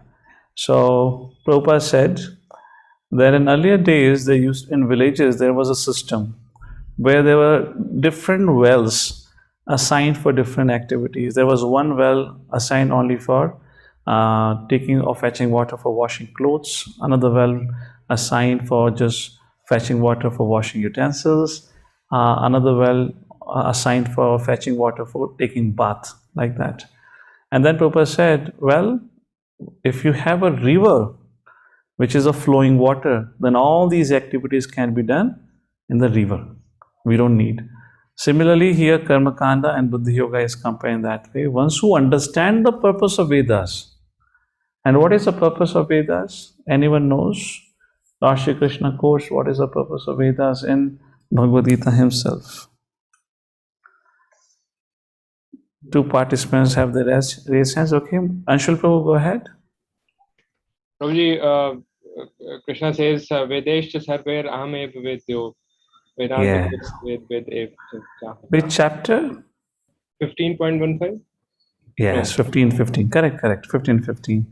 Famous shloka sarvasya cha vidhi sannivishtam ataha smrata jnanam apohanam cha. So Vedaischa sarver aham evya vedyo. I am the creator of the Vedas. Vedantakad Veda Vedeva Cham, and I am to be known from the Vedic scriptures. That is a point which is being highlighted in the purport also. So, in this purport, what I just presented here briefly about the issues with the Karma Kanda in comparison to Buddhi Yoga is what Prabhupada highlights in this purport largely. Prabhupada makes a point: one who is intelligent must understand the purpose of the Vedas. One should not be attached only to the rituals, but should understand what is the purpose of the rituals. Second, an intelligent person should not desire elevation to the heavenly planets, because that's not the permanent position. There is a very beautiful Hare Krishna. Somebody is unmuted. Okay. There's a very beautiful shloka that comes in Srimad Bhagavatam. Let me just pull out my Veda base here. First canto. Is Veda base visible to all of you? Share. Here. Prayate to ko vidu. That's a verse actually. Prayate to ko vidu. What is that? Look, it was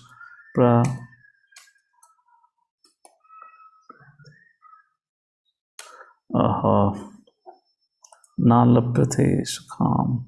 This is in 5th chapter only, first canto, 5th chapter, which talks about what should be the goal. It's probably 17th or 18th. 18th? Sorry, not Prayateta, that's a different verse. This is the verse. Tasyeva hetu prayateta ko vidu nalabhyate yat brahmatam pari yadaha tallabhyate dukhavat anyatha sukham kalena sarvatra gaviraram. So this is the first canto of chapter, verse number 18 by Narada Muni. Tasyeva hetu, the purpose, or you can say in one sense, the cause, hetu cause. Tasyeva refers to the purpose. Prayate to Kovid. In essence, it is said Kovid means intelligent person. Prayatna karna, prayatato. The intelligent person should endeavor for that gain. Na labhyate yat brahmatam upari adaha. That gain which you cannot find even after traveling up to Brahmaloka, up to the highest planet, to the lowest planet, which means aim for that gain which is not available in the material creation. That is a point here. And that is what Srila Prabhupada has mentioned in the purport when we're discussing right now. This is again back to verse number 46. In the second paragraph, where Prabhupada says, intelligent person must not desire to be elevated to the heavenly kingdoms for a better quality of sense gratification, which is one of the goal of karma kanda like that. Because it's just about reaping the results of your good karma. When it exhausts, you have to again come down. So the points I just made, this was given in Prabhupada's purport. Now, the important point in the purport, which I have not yet made, is what is the best practice? The purpose, understand the purpose of the Vedas, where here beautiful knowledge is gained by Lord Shri Krishna. The purpose of all well is fulfilled by the lever. So what is the purpose of the Vedas? Is to understand Krishna. And what is the best and the easiest way to understand Krishna? That is chanting Hare Krishna, the process given by Sri Chaitanya Mahaprabhu. For that purpose, Srila Prabhupada's course is very famous and beautiful shloka in the purport. Aho bataswa pachato gariyan gyachva gare vartate namatubhyam tepo tapaste juhu shashnararya brahmanachornam grananti. Oh my Lord, Mother Devuti says, the Kapil Muni, 3rd canto. A person who is chanting a holy name, although born of a low family like that of Chandala, is situated on the highest platform of self-realization. Such a person must have performed all kinds of penances and sacrifices according to Vedic rituals, must have studied all the Vedic literatures many, many times, and must have taken bath in all the holy places of pilgrimage. Such a person is considered to be the best of the Aryan family. In other words, the devotee says, one who is able to chant the holy names of the Lord must have performed all the Vedic sacrifices, would have read all the Vedic scriptures, must have taken bath in all the holy rivers. At that level of purity, only one gets an understanding and is able to take the shelter of the holy names of the Lord. So give a big round of applause for each one of you. You have done all that in your previous lifetimes. That's the reason you are here now chanting Hare Krishna. I'm not saying what the devotee is saying that. All right. So let's come back to the purport and conclude this. Yeah. Can we share the screen, please? You will find in the purport maybe the 20th line or 15th line from the end, where Prabhupada says the best purpose of the Vedic culture is served. Yes. Would anyone like to read it out?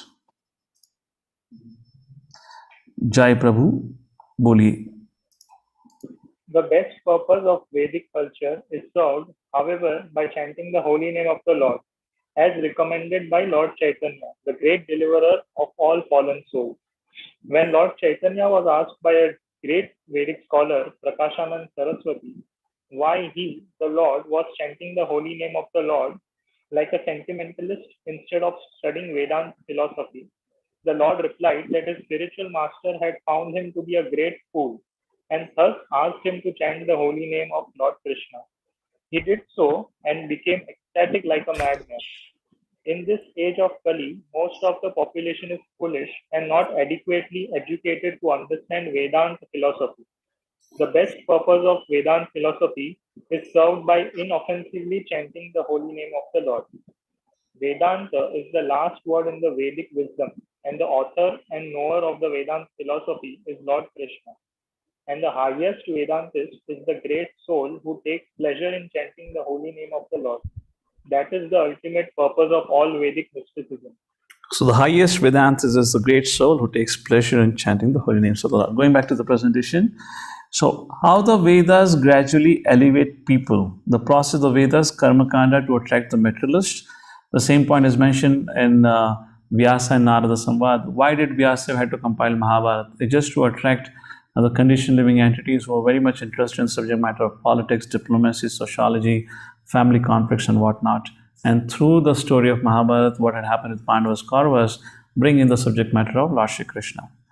Detachment, Dharma, Artha, Kama, Moksha. These are four Purushartha which are described as. So, Karma Kanda, it attracts materialists, and then Dharma, Artha, Kama. And when person, while trying to practice the rules of Karma Kanda, that means Dharma, Artha, Dharma, Artha, Kama, and gets fully frustrated while attempting to fulfill his Kama. When he comes to an understanding that can never happen. Whatever you do, this material desire can never be fulfilled, then he naturally develops detachment. And then he asks a question, who am I? Why am I suffering? That is called as Vedanta when it comes to the Brahma Jigyasa, which means he becomes inquisitive about who am I. And then if he gets an opportunity here from the devotees, then the bhakti arises in the heart of such a person. Like that's the process. Buddhi yogi versus the fruity worker. Fruity worker works for results. Criteria is sense gratification, only interested in material happiness and family relations, which binds them further. Whereas Buddhi yogi, now how Buddhi yogi works, that is for text number 47, which you're going to read out. I'm just giving a prelude here now. Works in Krishna consciousness, Lord's satisfaction is a criteria, and by such engagement, all knowledge is revealed. Tesham satata yuktanam. Complete liberation is easily achieved. Therefore, this is the verse just we read. Aho batasu pachato gariyan. So in Kali Yuga, the easiest way to approach the Supreme Personality of Godhead is to chant the holy names of the Lord like that. And easiest yoga, Kale dosh nide rajan asya eka mahan gunaha, like that. And now we come to the most famous shloka of the Bhagavad Gita, which is loosely translated in English as work is worship. And the source of this work is worship slogan, the copyright is Bhagavad Gita, Lord Shri Krishna. So what does Krishna says? Karmaneva adhikaraste. Karma karne ka adhikar hai. You have the right to perform your duty. Ma phaleshu kadachan. Kadachan means at any time, not at the phal. You know, at any time you don't have the right, to ask for the phala. Ma karma phal hetur. Hetu means cause. At no point you should consider yourself to be the cause of the work. Mate sangasta karmani, and never be attached to the idea of not performing your work. चाहते क्या हो, बोलो साफ साफ क्या चाहते हो. Simple भाषा में बोलो, इतना क्यों घुमाया जा रहा है. How many of you feel like, of course, all of you are practicing devotees for years altogether, you may not have this doubt, but in case some of you feel like, अरे क्या है भगवान, क्या चाहते हो आप. कह रहे हो काम करने का हक है, फल का हक नहीं है, करता भी नहीं हो और कर्म करना भी नहीं छोड़ सकते. चाहते क्या हो, what do you want from me? So this is one of the most interesting shloka.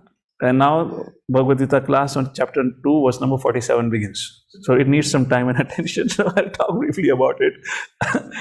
So you have a right to perform your prescribed duties, but you're not entitled to the fruits of action. Never consider yourself the cause or result of activities, and never be attached to not doing your duty. So what is Lord Shri Krishna referring here? Let's break it into these 4 things which are mentioned here, and we'll take a look at it. First, karmani evadhikarasthe. Adhikar, eva, certainly, which means you have to perform your duty. And therefore, at the end of the shloka, Krishna says, Mate sangustha karmani. Never ever think that you will not perform your duty. And in between, Lord Shri Krishna says, Ma phaleshu kadachan. You are not the controller of your results, nor even the proprietor of your results, and enjoyer of the result.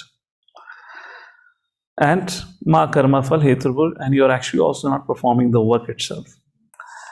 So the very first question comes, why do we perform a work? In a conditioned state, the purpose for which we perform a work is to enjoy the results. Why are you working hard? To make some artha? For what? To have some enjoyment?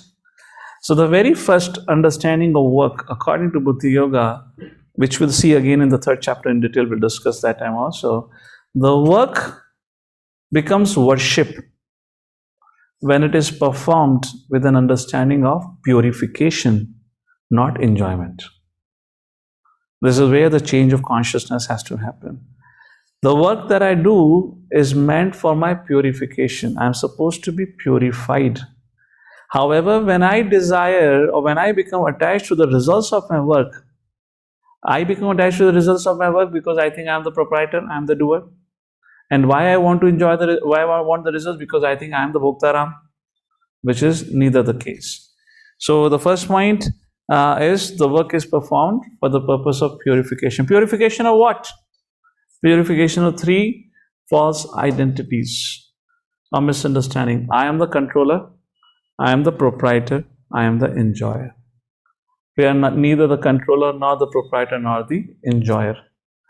Now, for example, when you perform an action, let's say when you write a paper, exam paper, the results are not in your hand. If the teacher decides, you work hard in your office, would you get promotion or not is not in your hand.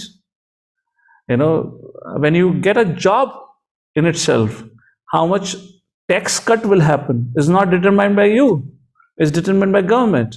And you get something left over. You cannot debate about it how much you dislike. So first of all, to understand with a calm mind that actually nothing is in our hand. So here I would like to talk once again about Karmavad and Daivavad philosophy, which we briefly discussed in the 1st chapter.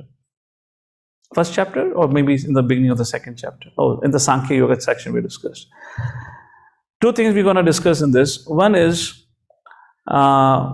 what are the common understanding of how the results happen, how the results are determined. And second, what is the right understanding of who is the cause of the result, how the results are determined. So first of all, Karmavad versus Daivad. Karmavad philosophy dictates work is worship, which means your results are entirely dependent on your hard work. If you put hard work, you will get success. Which means whoever does hard work, success has to come. Then everyone should be rich man, isn't it? Now, if somebody is not getting success, which means you're not working hard. Yes? So this whole Karmavad philosophy does two things to an individual. One, makes him very proud. I am the doer. I got the success because I worked for it. This, which we know as self-made man these days. There are self-made gurus, and people are so inspired by the self-made gurus. They're not much inspired by the gurus coming in parampara. Yeah, and self-made. Why? Because everyone thinks today Karmavad is the most prominent philosophy. Therefore, they say work is worship, which means work hard, work hard, work hard. And if you work hard, you'll get success. The two things happen in this person becomes proud when he gets success. When he gets failure, he's told you are a failure. You're not working hard. So one, you become very proud. Second, you become totally depressed. And therefore, that's the reason suicide cases are increasing. That's it. 100 years ago, there were not much suicide cases. Why suicide cases increasing? And the highest suicide cases are in IT world. Most of the people who are working in the IT company, they commit suicide because they were so much highly governed by this whole consciousness of if I work hard, I'll get a success, but that's not the case. First thing. Daivavad, on the opposite side, says everything is determined by destiny. I don't need to work. Why? Whatever is in my destiny. And the perfect example is Dhritarashtra. What Dhritarashtra would do, and even long story short, it's a whole big discussion.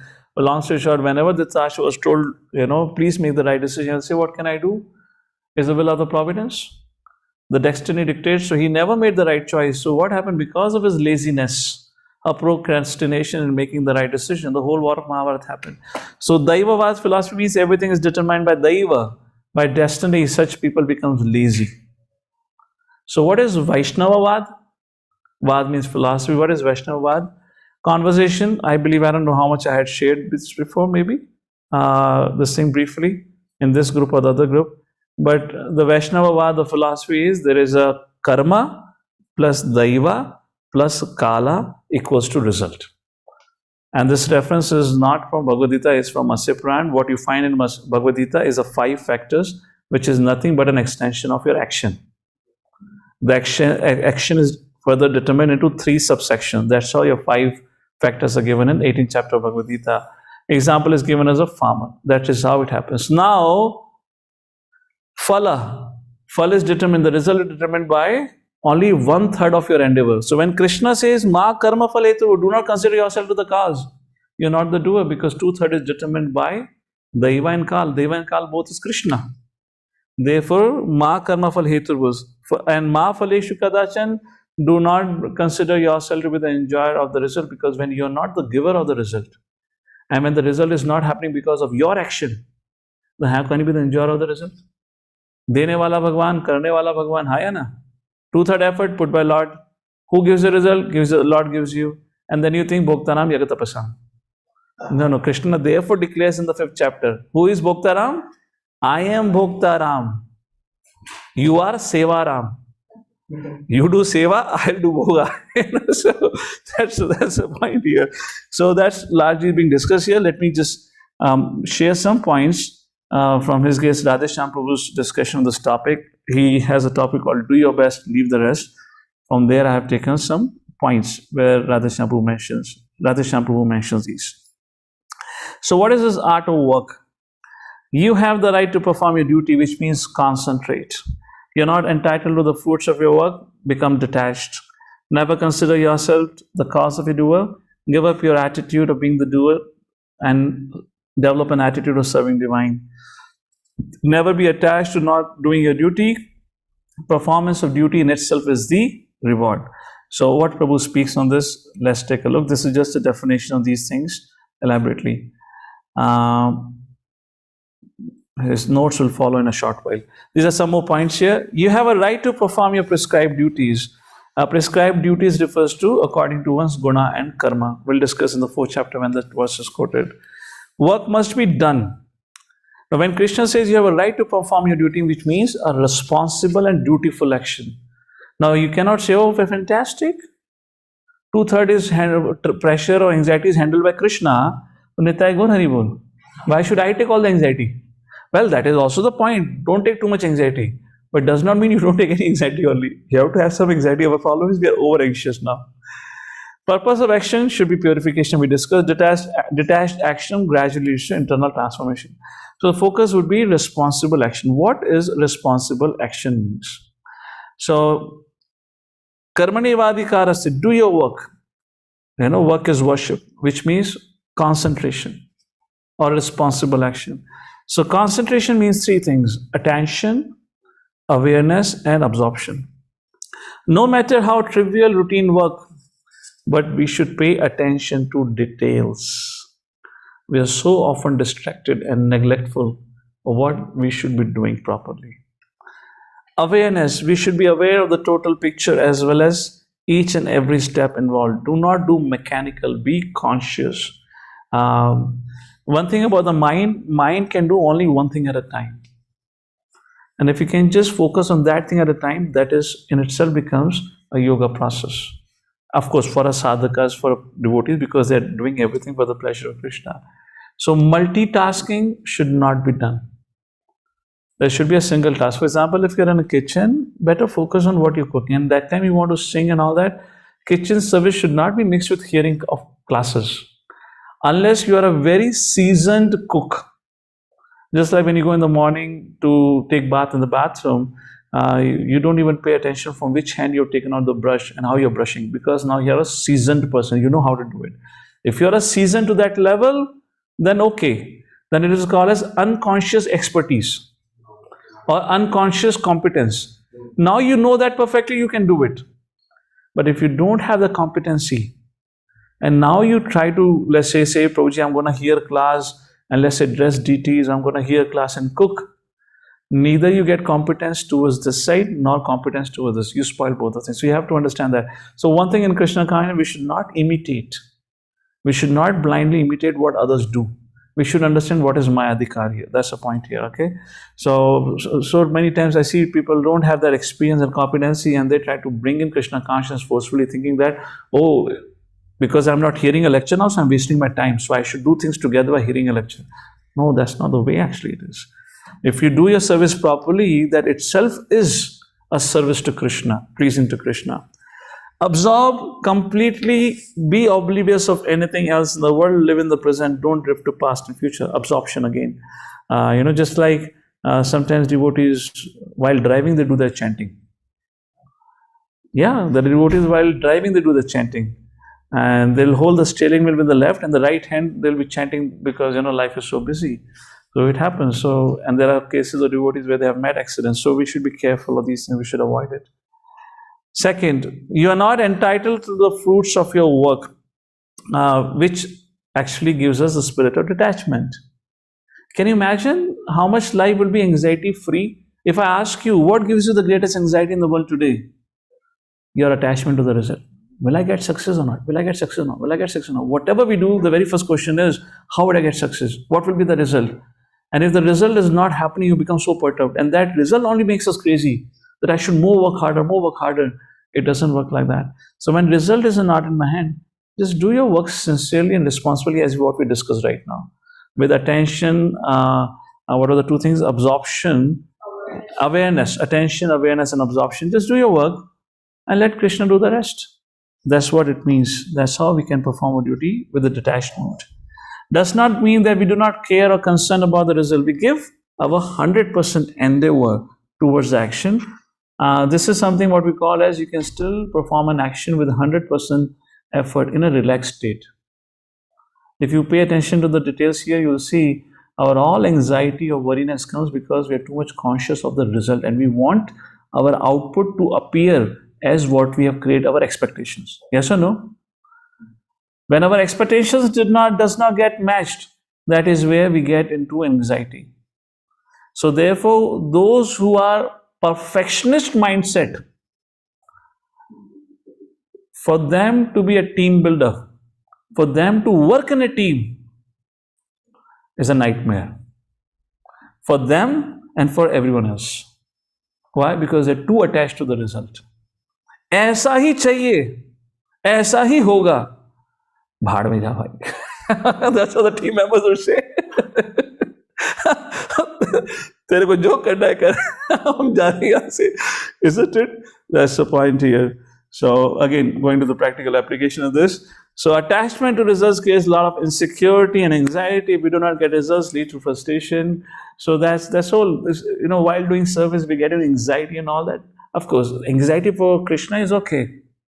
But is that anxiety for Krishna? Is that anxiety arising because your expectations are not getting matched?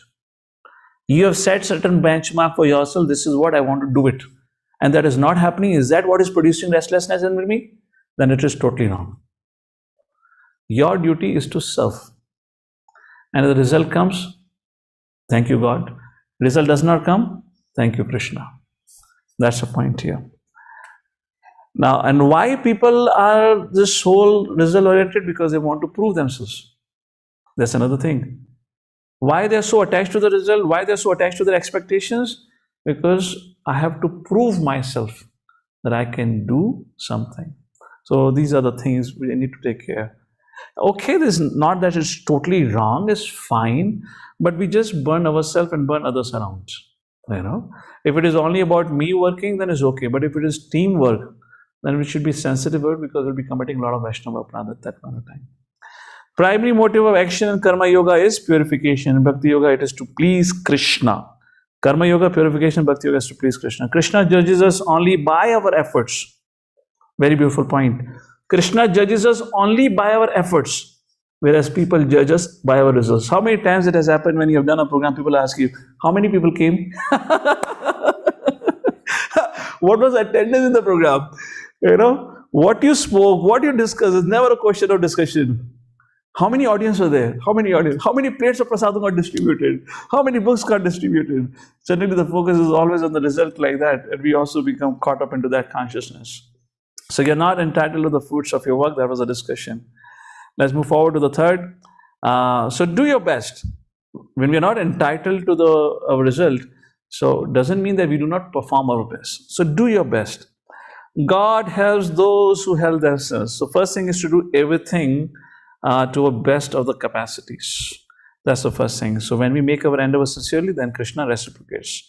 Second, since the only thing we have full control over is our actions, we must do our best in all we can do. So if you see between the result and an action, we only have some control on our part of action. We don't control Daiva, we don't control Kala. So worrying too much about Daiva and Kala, when will the result come? That is Kala and Daiva is time, or is the situation favoring me, or is others supporting me, rather than focus on what I can do at myself. Therefore, there are many people in this world who are great idea givers, but there are only few who can live with those ideas. Yes or no? That's the point here. So the only thing we have full control over is our actions. We must do our best in all we do, which means my idea of service is right now, of course, idea of Bhakti Yoga is pleasing Krishna. That generally doesn't happen at our stage. So at our stage, it should be for my purification. Purification may happen with the result being successful. Purification may happen with the result being a failure. Krishna doesn't look at the result. That's the point. Your best need not be the best. Now, your best need not be the best means there would be many people who would be better than you.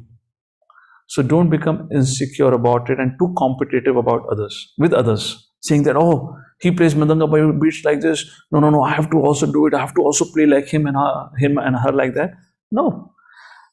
Just a beautiful example of the squirrel and the other members in the Hanuman and the Vanara Sena.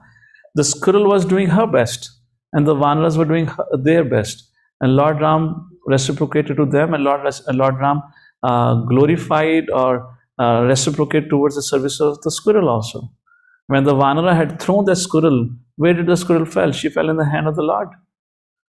And when the squirrel looked at Lord, she thought she died. When she looked at the Lord, and Lord chastised the Vanaras. Hey Vanaras, why are you misbehaving with the squirrel? You are doing service according to your capacity, and she is doing service according to her capacity. For me, there is no difference between both of your service. So squirrel should not try to compete with elephant. That's the point. We will always find certain devotees who will do elephantine service, huge, humongous service, and we will do antine service, matlab the followers of ants. So be happy with your ability and credibility, whatever Krishna has given, and be satisfied with that. Don't get too much over with it. All right. And the last, never consider yourself the cause. No, this is the third one, right? Never consider, this is the third one. We already talked about karmavad and devavad like this here.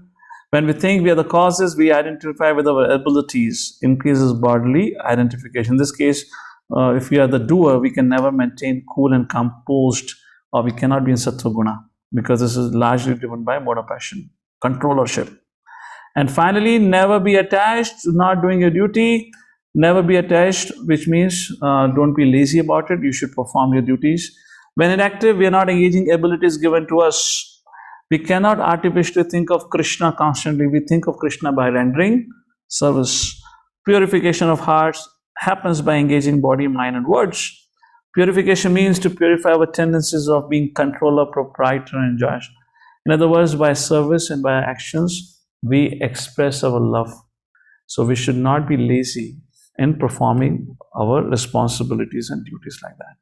So that's the discussion here. Let's conclude this section now. That was about 47th verse. 48th verse, a beautiful verse, very important verse. How work becomes yoga.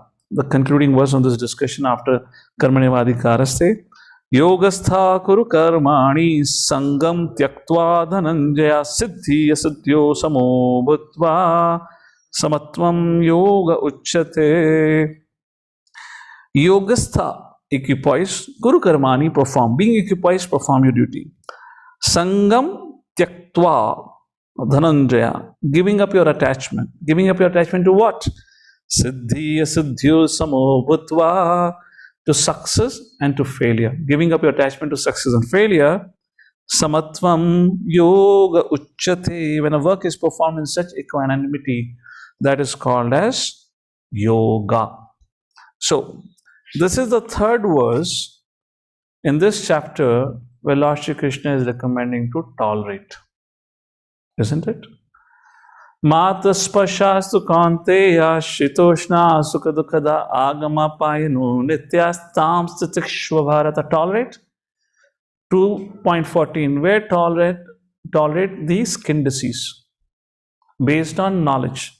That is level 1 of tolerance. How we do it?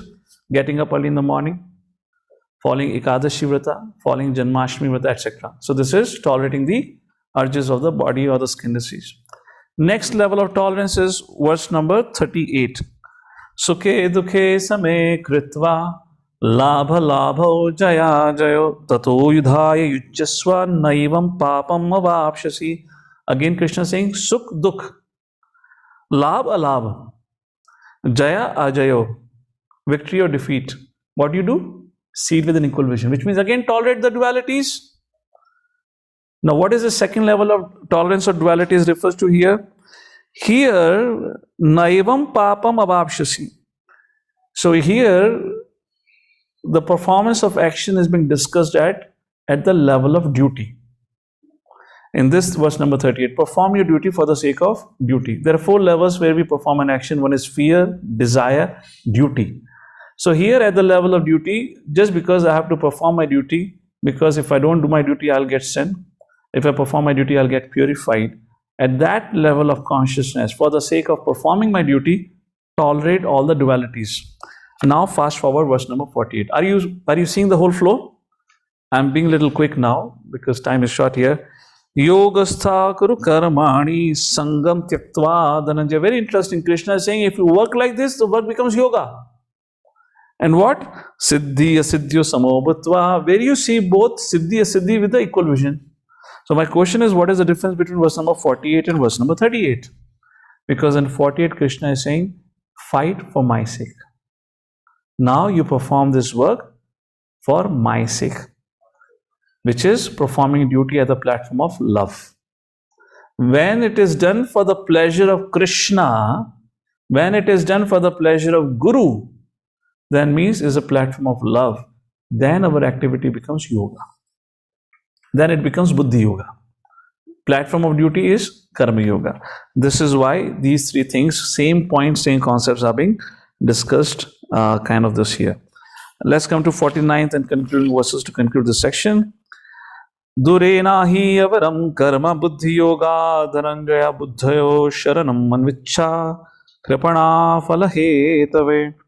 The one who is desirer of the phala is kripana, is called as miser. Now, this is a homework for all of you. Please find out why Krishna says such a person as miser. Read the purport, and maybe next time we can discuss. You can share your inputs on it. Now, very interesting verse. Durena hi avaram karma. Durena means dur, discard it. Avaram karma, all the sinful activities. Now, Arjuna thought, Krishna is saying what? Give up all sinful activities. And what is the biggest sinful activity for Arjuna? Fighting the battle. And this verse again sows the seed of doubt. Oh, wait a second. Are you saying I should not fight? And then what Krishna says next line? Buddhi yoga. Then on the strength of Buddhi yoga, Arjuna thinks, oh, Krishna is saying by acquiring the right intelligence, I should not fight. And however the Bhagavad Gita, this chapter end will Krishna say fight. So Arjuna like, Haribol, what's going on? The third chapter verse number opens with, Are, what do you want? Are you saying I should fight or I should not fight? So this is the verse that sowed the seed of a doubt. And that's the reason you have a third chapter.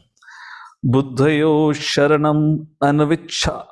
So sharanam, with a full surrender unto me, by understanding the Buddhi Yoga, give up the sinful activities. Now what Krishna meant actually, Durena yavaram karma, what Krishna is indicating, what you want to give away is your sinful desire of not fighting the battle.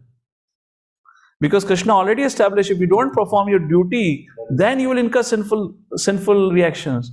So Durena yavaram karma, Krishna meant, give up your desire of not fighting. And Arjuna thought, oh, Haripur, I should not fight. And that's how the third chapter begins. All right.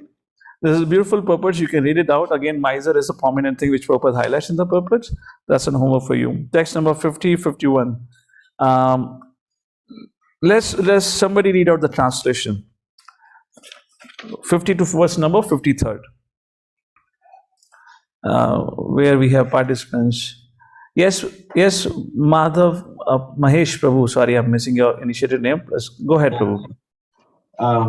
I'm just waiting for the screen to get still. So when your 50. mind is, yeah. No, text number 50. Text number 50.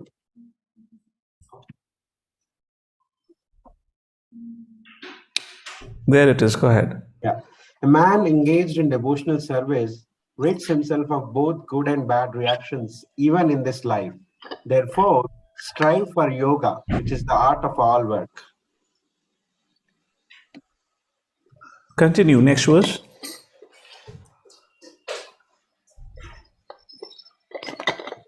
By thus engaging in devotional service to the Lord, great sages or devotees free themselves from the results of work in the material world. In this way, they become free from the cycle of birth and death and attain the state beyond all miseries by going back to Godhead. So text number 50 to 53, Krishna is giving now benefits of Buddhi Yoga. This is what is going on.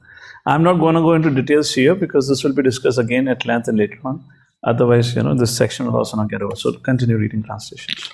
When your intelligence has passed out of the dense forest of delusion, you shall become indifferent to all that has been heard and all that is to be heard.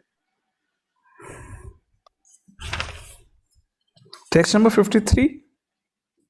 When your mind is no longer disturbed by the flowery language of the Vedas, and when it remains fixed in the trance of self-realization, then you will have attained the divine consciousness.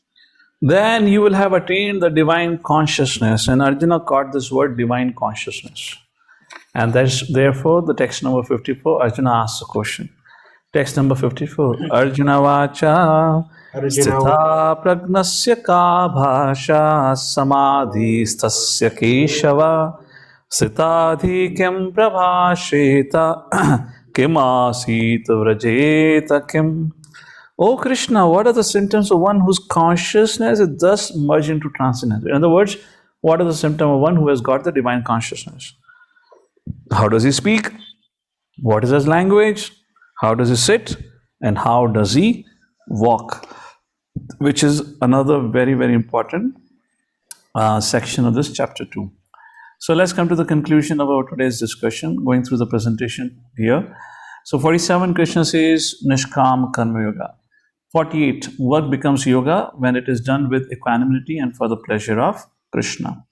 49, reject Durenahi Avaram Karma Buddhi Yoga. It's the strength of Buddhi Yoga. Reject. Conclusion. Do not renounce work artificially. Rather, engage in work in such a way that you don't get any reaction. And that is called as Nishkam Karma Yoga. And giving up the mentality, I am the doer and I am the cause or the result of my activities. Giving up both of this. And then finally, the 5 benefits of acting in Buddhi Yoga: freedom from good and bad reactions, karma, akarma, vikarma. So here Krishna is talking about akarma. Akarma means you perform an action, but there is no reaction, nor the good, neither the good nor the bad. That is what is discussed. We'll discuss this in the 4th chapter when Krishna talks about these 3 karmas. Freedom from cycle of birth and death. What you get as a result, go back to Godhead. Indifferent to Vedic rituals, once who has taken to bhakti, marga or bhakti yoga or the process of yoga, they don't have to follow all the rules and regulations which are given in the Vedic scriptures. Stick to the process of the path which are described to be followed for that particular Buddhi yoga, karma yoga, or the yoga that you're taking to. What happens when somebody works like this? Then he is awarded with the realization of one's relationship with Krishna. And what is that realization? I am the eternal servant of the Supreme Personality of Godhead. And goes back to Godhead. Of course, this is the last verse of this shloka. So from karma to karma yoga to bhakti yoga. Work, action. When somebody is attached to the fruits of work, what is the result? Birth, death. The person has to take birth again in this material world. However, the work becomes karma yoga when a person is detached from results. How somebody becomes detached from results? That happens from jnana. When somebody has understood what we just discussed, karmana, what is that? 47th verse. Karmana evadhikarasya. When somebody have understood that how he is not the cause of his action or the cause of his results, then person becomes detached. When he understood what are the pitfalls for it, then when he understands, when he gets the knowledge, then person becomes detached from the fruits. When person becomes detached from fruits, then what happens? Working in detachment. He performs work with detachment, does his duty responsibly. Thus, he is awarded with the knowledge of soul, or with the knowledge of the soul, with the knowledge of the Lord. He surrenders to the Lord. And then when he surrenders to the Lord, gradually he gets situated into prema bhakti. Karma yoga, this is called as art of working, which we were discussing so far. Karma yoga becomes bhakti yoga when the results are offered to Krishna with love and devotion. That karma yoga becomes bhakti yoga. You're getting the difference between karma yoga and bhakti yoga. Karma yoga is something performed at the platform of duty, where I do it, where I do my chanting of Hare Krishna, where I do my charity and everything, all that, because this has been prescribed to me. This is good for my purification, and gradually, when a person understands this, gets purified, and then when he develops this understanding that it has to be done for the pleasure of Guru and Gauranga, then it becomes Bhakti Yoga. That's just a minor difference. One is done for the sake of purification, other is done as out of love for Krishna. And with this, we come to the last section of this second chapter, Atma Rama. Theme: by practicing Buddhi Yoga, one develops the quality of self-realized person, a person who is fixed in divine consciousness. And Arjuna therefore asked the 4 questions. What are the symptoms of such a person? How does he, what is his speech? What is his speech means? How does he respond to externals? How does he sit? How does he control his senses? How does he walk? Which means how does he engages his senses? Very, very important and a beautiful section, which we shall continue next time when we meet. With this, we end here for today's discussion. Jagadguru Srila Prabhupada ki Hare Krishna. Thank you all for your kind attention. If in case we have any questions, we can open the forum for question answers. So I'll request the admins to do the needful, if they would like. Harinam Prabhu, Nitaya Prabhu, Madan Medhavni, either of you can manage the devotees who have questions. Anjana Hare Mataji, Krishna. you can go ahead and ask your question. Hare Krishna, Prabhuji. Yes, Hare Krishna, mother. I have a very small doubt. Is Buddhi Yoga and Bhakti Yoga the same thing? Yes, mother. Okay. There is no difference. No, it's the same thing. Okay. It will be Thank you, discussed Prabhuji. later on. It will be discussed later on also. Okay, Prabhuji. Thank you, Prabhuji. Hare Krishna. Hare Krishna. Something is wrong. Is my camera wrong or what happened? We are not able to see you, Prabhu. Oh, the power went away. The power is coming. Something happened to this. Yeah. Okay, well, things will be okay. Continue. Next question. Yagya Mataji, please unmute yourself. Collect, no, this has gone. Something happened here. Hare Krishna, Prabhuji. Am I audible? Yes. Yes, done with No, pranam. I just opened my local camera. Okay. Yes, Mother Yagya, go ahead. Yes, thank you, Prabhuji, for sharing today these deep insights. I was stuck at text 42, 43, where we saw who cannot take to Krishna consciousness. So, like people who are not able to take initially, but they're serious to progress. So, for those kind of people, how can we like put them at the my question was that how could they be put at the situation of Arjun and asked to perform duty? Because to get engaged earlier into Krishna conscious activities is like bit difficult for them. Yeah, I'm finding a little difficult to, there's a little, the sound is not so clear. Okay. I just checked out my sound. Yeah, we'll come back. You can just check your quality of sound at your end. We can have somebody else. Yeah, Vaikuntapati Prabhu, Dandat Pranam, please go ahead and ask your question. Yeah, okay. Prabhuji, Hare Krishna. Thank you very much for a wonderful class. The last, the slide, what you put, difference between karma yoga and buddhi yoga or bhakti yoga. I mean, there I've got a question on that. I mean, if you can go back to that slide, if you do not mind. Yeah, just the whole slide thing stopped working. Let me see. Is it coming now? Something wrong with my system here. No, that's okay. Okay, I will explain what I. Yeah, go ahead. There you have said, in yoga, you said that they don't work for the fruits. Then, if for karma, they work for the fruits. Afterwards, when it comes to karma yoga, there is no desire for the. There is no attachment to the. Yeah, that's what you're saying. You see, working in detachment, knowledge of the soul, knowledge, etc., and all these things. And in Bhakti Yoga, you say that the results are offered to Krishna with love and devotion. Yes. The fruits are offered here to Krishna with love and devotion. Whereas in Karma Yoga, the fruits, what happens to the fruits? They keep it themselves. No. Karma yoga means the fruits are given. Again, the charity is done, let's say, in mode of goodness, but it is done out of, let's say, a matter of duty. It is my duty to serve Krishna. Frankly speaking, of course, I may be making a little debatable point here now. We all are practicing bhakti yoga, but as a sadhakas, we are largely situated. See, one point is there is no difference between karma yoga, bhakti yoga. That will be discussed later on the Bhagavad Gita. Prabhupada makes it clear. People think karma yoga, bhakti yoga is different. No, it's not different. It's one and the same. The only difference is maybe I would say is just a gradation. Where at the level of karma yoga, a person is serving Krishna, but right now the mood is not that I want to please Krishna predominantly. The mood is largely is as this is my duty. This is my dharma to do it. Whereas in bhakti yoga, like Krishna says, patram pushpam phalam toyam yo me bhaktya prachati.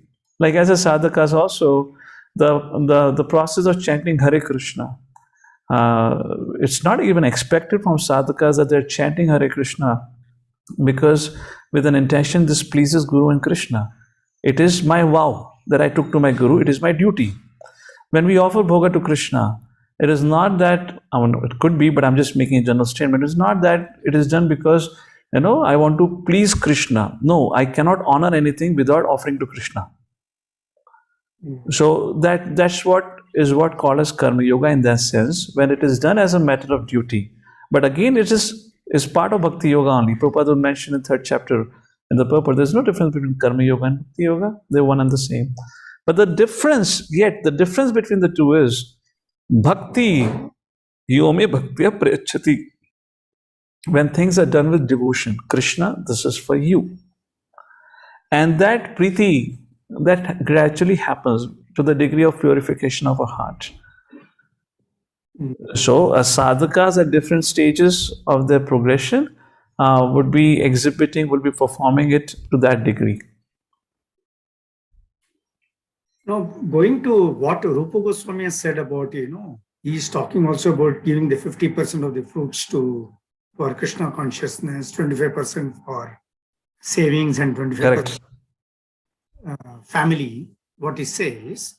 Now, this will fall under which category? Now, because this is following the instruction of Guru. Yasya prasadat, bhagavad prasad.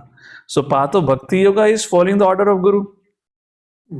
The only point of difference here is the bhav. Am I doing it as a matter of duty because my Guru have told me so I have to do it? Or I'm inspired because I want to please Krishna. Now that's a very high level. Largely at the sadhaka stage, Vaidhi sadhana bhakti stage.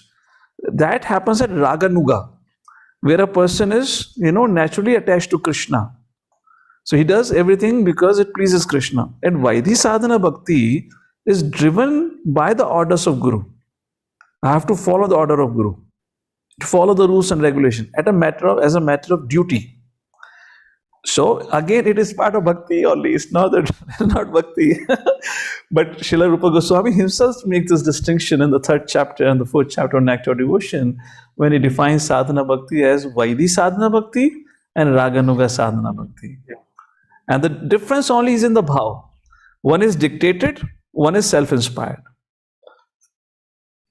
It's so fine-tuned and so fine difference is there. It's very difficult to make out what is what. Even when one is practicing it, it becomes difficult to make out in which category one. Of course, we don't have to bother in which category we fall, as long as we keep doing it. So one is, as you said, in one way is also important to have a little bit analytical understanding of what's going on. Of course, it depends on individual's mindset and likings. However, the simple fact is, Yasya prasadat bhagavad prasado. Even if we understand anything or not, even we understand the technicalities or not, but if somebody is doing Yasya prasadat bhagavad prasado, his life is successful. But even somebody have understood the technicalities, but he's not doing Yasya prasada bhagavad prasado, nothing gonna happen. So the 11th chapter, verse number 43, 44, 45, the discussion on Nimitta Matram Bhava Sabyasachi.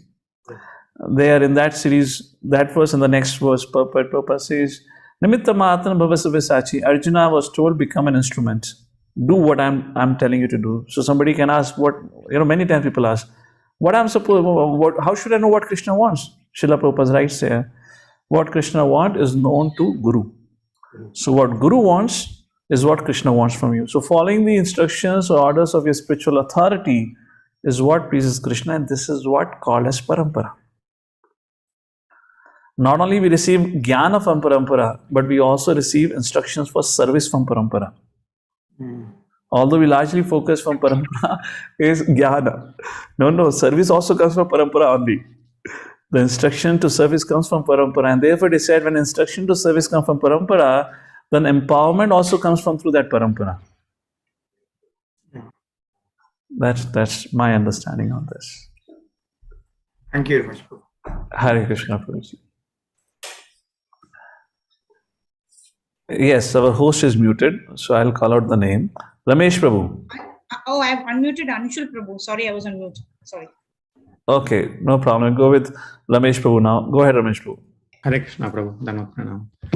Prabhu, in referring to Sloka 39, how can we not expect the results? For example, when we write exam, even whether in Krishna consciousness as well, we expect that we aim to get the maximum percentage pass or whatever it is. And then let's say if you go for interview, whether the person is in Krishna consciousness or not, but still the expectation is that they have to pass the interview and get the job. So for anything that we do in our life, whether we are in Krishna consciousness or not, but we still have expectation. So how can we just do the activity without such expectations?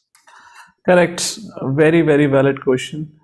In the beginning, it's very difficult to comprehend how to put it into action.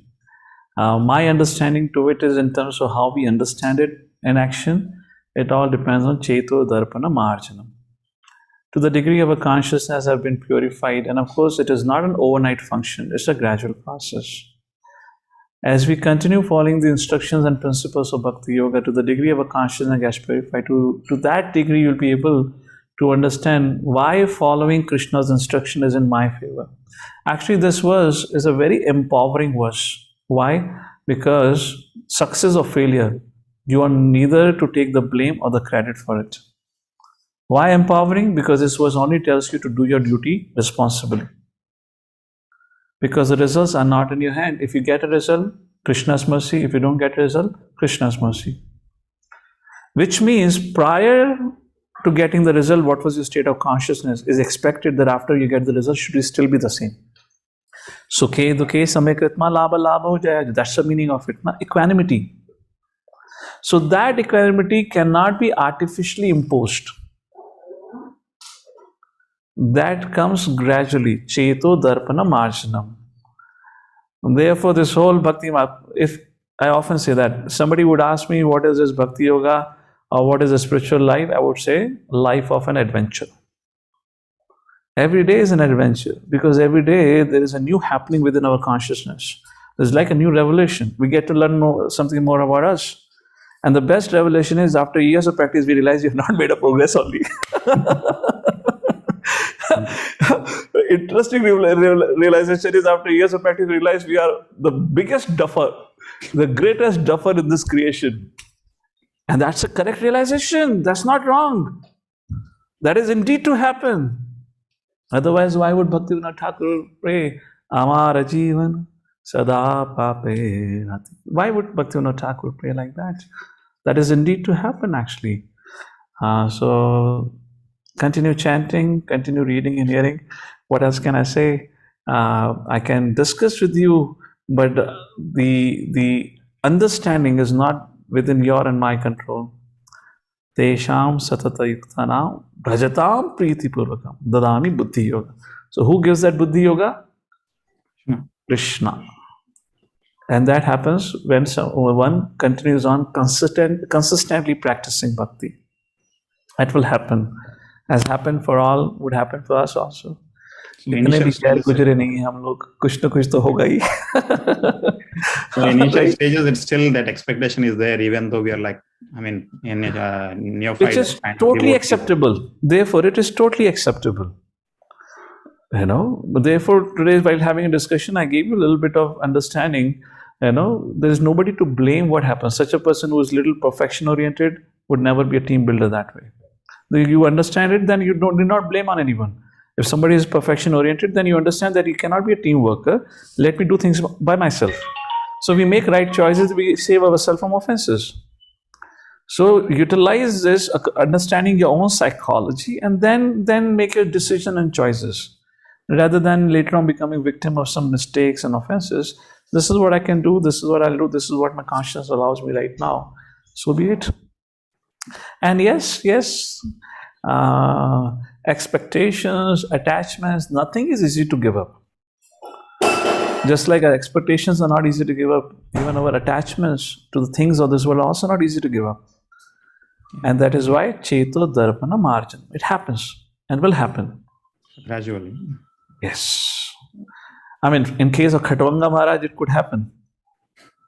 We'll read the example in the 72nd verse.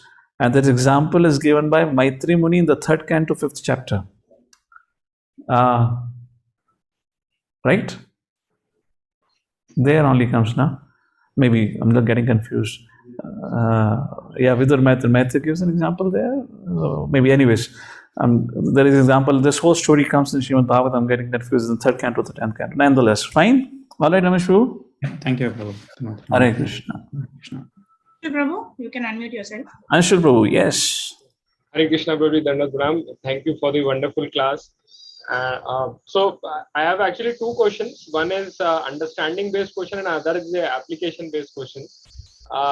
The understanding question is that you quoted, like you referenced Matsya Puran in helping us understand that Vaishnavad suggests that whatever is the result is an outcome of karma, deva as well as kal.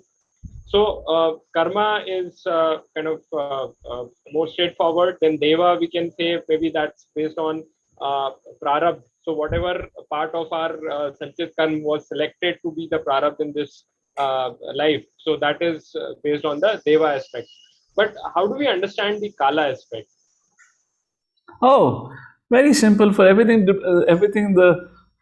is determined by kala, the time. And the example is given as a farmer sowing the seed. And with time, the rains happens. And then with time, the seed fructifies. I like to give an example of a man and woman coming together for the purpose of procreation. It's not that the next day you'll have a child. It's 9 months. That's kala. And you cannot expedite, you cannot do much about it. Kala factor is very much part of everything. Okay, in terms of when it will happen. So, and thank you for that, Prabhu. And in terms of understanding, so we discussed that the purpose of work should be purification for someone who is not in Bhakti Yoga, and for someone who is in Bhakti Yoga, it should be no, not like that. Yeah. The idea is, if at our stage, if I'm not able to do work as a service or as for the pleasure of Guru and Krishna, which is not the case, that's Raganuga Bhakti. So at my stage, I should do it as a matter of duty because this is an instruction of Guru and Krishna. That technically is called as Karma Yoga, but Karma Yoga and Bhakti Yoga are one and same. Which Rupa Goswami and Bhakti Rasamrita Sindhu, which we have read, you were part of it, is called as Vaidhi Sadhana Bhakti. Right. So, if what I was trying to understand was, if we may explain this Karmani Vadikarasti concept to someone who is not practicing Bhakti Yoga. So, obviously, the objective of his work wouldn't be to please Guru and Krishna. Right? Correct. So we'll tell him that the objective of work should be purification. Right.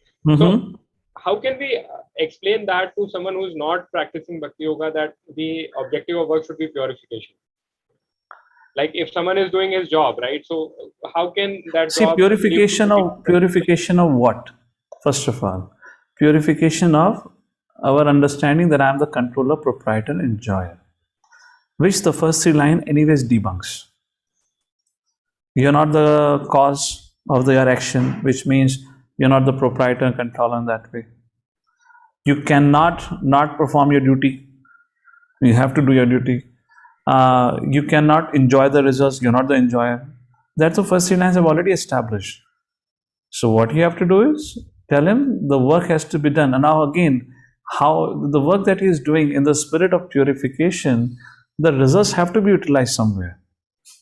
So for that, you can read 12th chapter of Bhagavad Gita, verse number 8 to 12, where Krishna says what is the consciousness of a pure devotee, or let's say at the level of sannyasi, at the level of brahmachari, at the level of grasta. Now, even if you're not at the level of these things, then maybe a well-wisher of ISKCON. Even if you're not a well-wisher, you're a social contributor. At least minimum do charity. If you cannot take out time to read and hear, or to have time to practice or whatever, at least do charity. You cannot do charity for supporting ISKCON causes, no problem. Do some charity for some Anath ashram, something. There it is mentioned, you can read 12th chapter verse number 12, Prabhupada very categorically mentioned 11th and 12th verses. At least that charitable disposition will bring in some detachment. And detachment is the first step for knowledge. Okay? Hare Krishna. All right, Krishna Prabhu. Sudhir Reddy Prabhu, you can unmute Hare Krishna, yourself. Prabhu. Yes, Sudhir Prabhu, done was. Yeah, when it comes to 241, Vyavasayatmika Buddhi Shloka,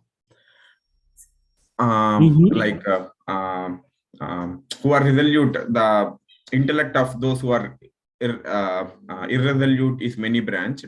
For example, now we are attending Bhagavad Gita in Bhakti Shastri. Ideally, everyone expects that I will contemplate on Bhagavad Gita, I will try to implement it daily. But what's happening is, if I'm going out and tomorrow in temple there will be a Bhagavatam class, I'm coordinating with some devotees and they give some other instructions, and Monday morning I listen to some other Bhagavatam class.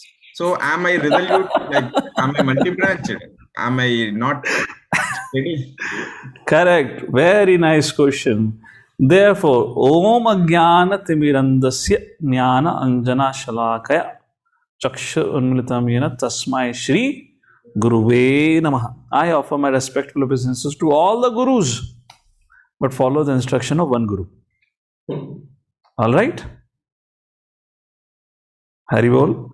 समझ आया? Like, if today I have got some problem, like all the four things are coming into my picture, coming into my mind. See, what is happening in such a situation? You have still not accepted anyone a guru. In such a situation, you have accepted your mind as a guru because you are trying to process information from everyone and make a best choice. That's the whole flaw which is happening here. It's not like this. It is not that Arjuna said, okay, Krishna, bol, sun leta hu. Then I'll go to Bhishma. Bhishma, bol, sun leta hu. Then hear pravachan from Dronacharya, bolo, kya bolna hai? Then I'll come back on the chariot, contemplate, think about, should I fight or not fight? Oh, let me hear my brother also, Yudhishthir. Because he's of my side, let me have his side also, because he would like me to. This is not how we do it. So there is a little basic flaw here. What's happening here with you? If you are indicating to this, when I said Om Guruve Namaha, I offer my respectful obeisances, as the shloka says. We offer respects to all, we hear from all. This is fantastic. That helps us broaden our horizon. But the principle is following the instruction of one. Go and ask that person to whom you think you can follow. You have invested in a relationship. Invested, I mean invested, it's an investment. Investment happens through Tadvidi Pranipatena Pariprashnaya Sevaya. What is an investment of a student relationship with Guru? That's Sevaya. When I have done service with one particular person, I have served him, invested in relationship. My investment relationship with that teacher or Guru is serving that person. And when that happens, then the relationship happens, and then we should go. The other person is now going to pay attention to our life. You ask a question, the person will say, okay, let me guess, tell me, how can I serve you? Because you are serving me, I'm duty bound to serve you, even if not anything. Because you have served me, I'm duty bound to serve you. So how can I serve you? So in that relationship of equal reciprocal relationship, otherwise why would Krishna say Sevaya? Tadvidi pranipatena pariprashnena haribol. That's all. Why he says Sevaya? Serve the Guru. So that is called investment of a student has to be made. Serving. And then in that relationship, whatever things are there, whatever you have heard, you ask him and reconcile and follow it. This is called as Bhakti Yoga. Yes, Prabhu. Thank you, Prabhu. You look like a little shocked now. All right, sorry. If I really a little surprised you. Okay. Yagya Mataji, please unmute yourself. Thank you, Mataji. Am I audible now? Yes, Mother, loud and clear. Go ahead. Okay. So my question was regarding text 42 and 43, where we saw who cannot take to KC. So here my question is that we just saw a ladder from Sakam Karma, Nishkam Karma, then Karma and Krishna consciousness. But when we see Srila Prabhupada, he went to West. He mainly dealt with people who are not capable of taking Krishna consciousness. So most of the people, they become attached or they become like more active into Krishna conscious society, or their activities initially they were more aligned instead of their duties or the normal duties in their lives, they were more attached to the society. So is that like, first they like, it's just want to clear my understanding, is it like the people who are not ready to take Krishna consciousness, they are actively like given, who wants, like who have this will to progress fast, so they are given, and then when they are fixed in they're fixed in Krishna consciousness, then they can go back and perform their duty. Is that the concept? I was just trying to confirm this. I couldn't really, in totality, comprehend your doubt here. But if you, let's say, talking about the psychology of how it all functions, first of all, as far as any teacher is concerned, any sadhu is concerned, any devotee is concerned, we never close our doors for anyone, except for those who are inimical. So those who are outright inimical, we close the doors, not because we are getting affected or disturbed, just for the protection of other audience. Apart from that, everyone is welcome. We provide every facility for everyone to grow. Prabhupada, so many times he have written in his writings, the purpose of ISKCON. Why have I created ISKCON? So that people would have the opportunity to interact and meet the sadhus, hear Krishna Katha, eat Krishna Prasadam, see the beautiful darshan of the deities. Now, what happens is with that individual, how that individual, with what intention and purpose that individual has come. Many times people come just for the sake of getting some relaxation or relief from their troublesome material life. They have some abhilasha, they have some desire to be fulfilled. And if that gets fulfilled, and if their faith is very weak, they go away. The process is described by Srila Rupa Goswami of anyone's coming to Krishna consciousness and progression. Adho Shraddha Tasadu Sangha Bhajana Kriya Anartha Nivrati Syat. These are the first initial stages. Then Nishtha, Ruchi, Asakti, Prema. Those are later on stages. So it all begins with Shraddha, faith. Faith in the Lord, faith in the sadhus. Generally, people don't have faith in the sadhus largely. If there is any faith, there is a faith in the Lord. And through that there is some program about Ram Navami, Krishna Janmashtami, people may come. And then when they meet and they hear what I have seen or what I have understood with all these years of trying to make some humble attempts to share the message of Bhagavad Gita for that reason, as being instructed to me to do it. Somehow we have to create a facility by hook or crook where people can hear us. Problem is, people have got so many misconceptions and misunderstanding and such a pathetic understanding of life that before they could come and hear, they just have their own arguments. But somehow they can be deceived into hearing us. And once they hear, it's very difficult for me to comprehend how their ignorance would not be smashed. Just 2 days ago, when somebody came to meet me and he was asking about my life, etc. So he said, why ISKCON? Why Srila Prabhupada book? I said, there is no question of why. I would say, why not? Srila Prabhupada books is so simple, after reading it, no doubt remains in your mind. Prabhupada has made Bhagavad Gita the most complicated book for which so many scholars up to today are scratching their head. So simple.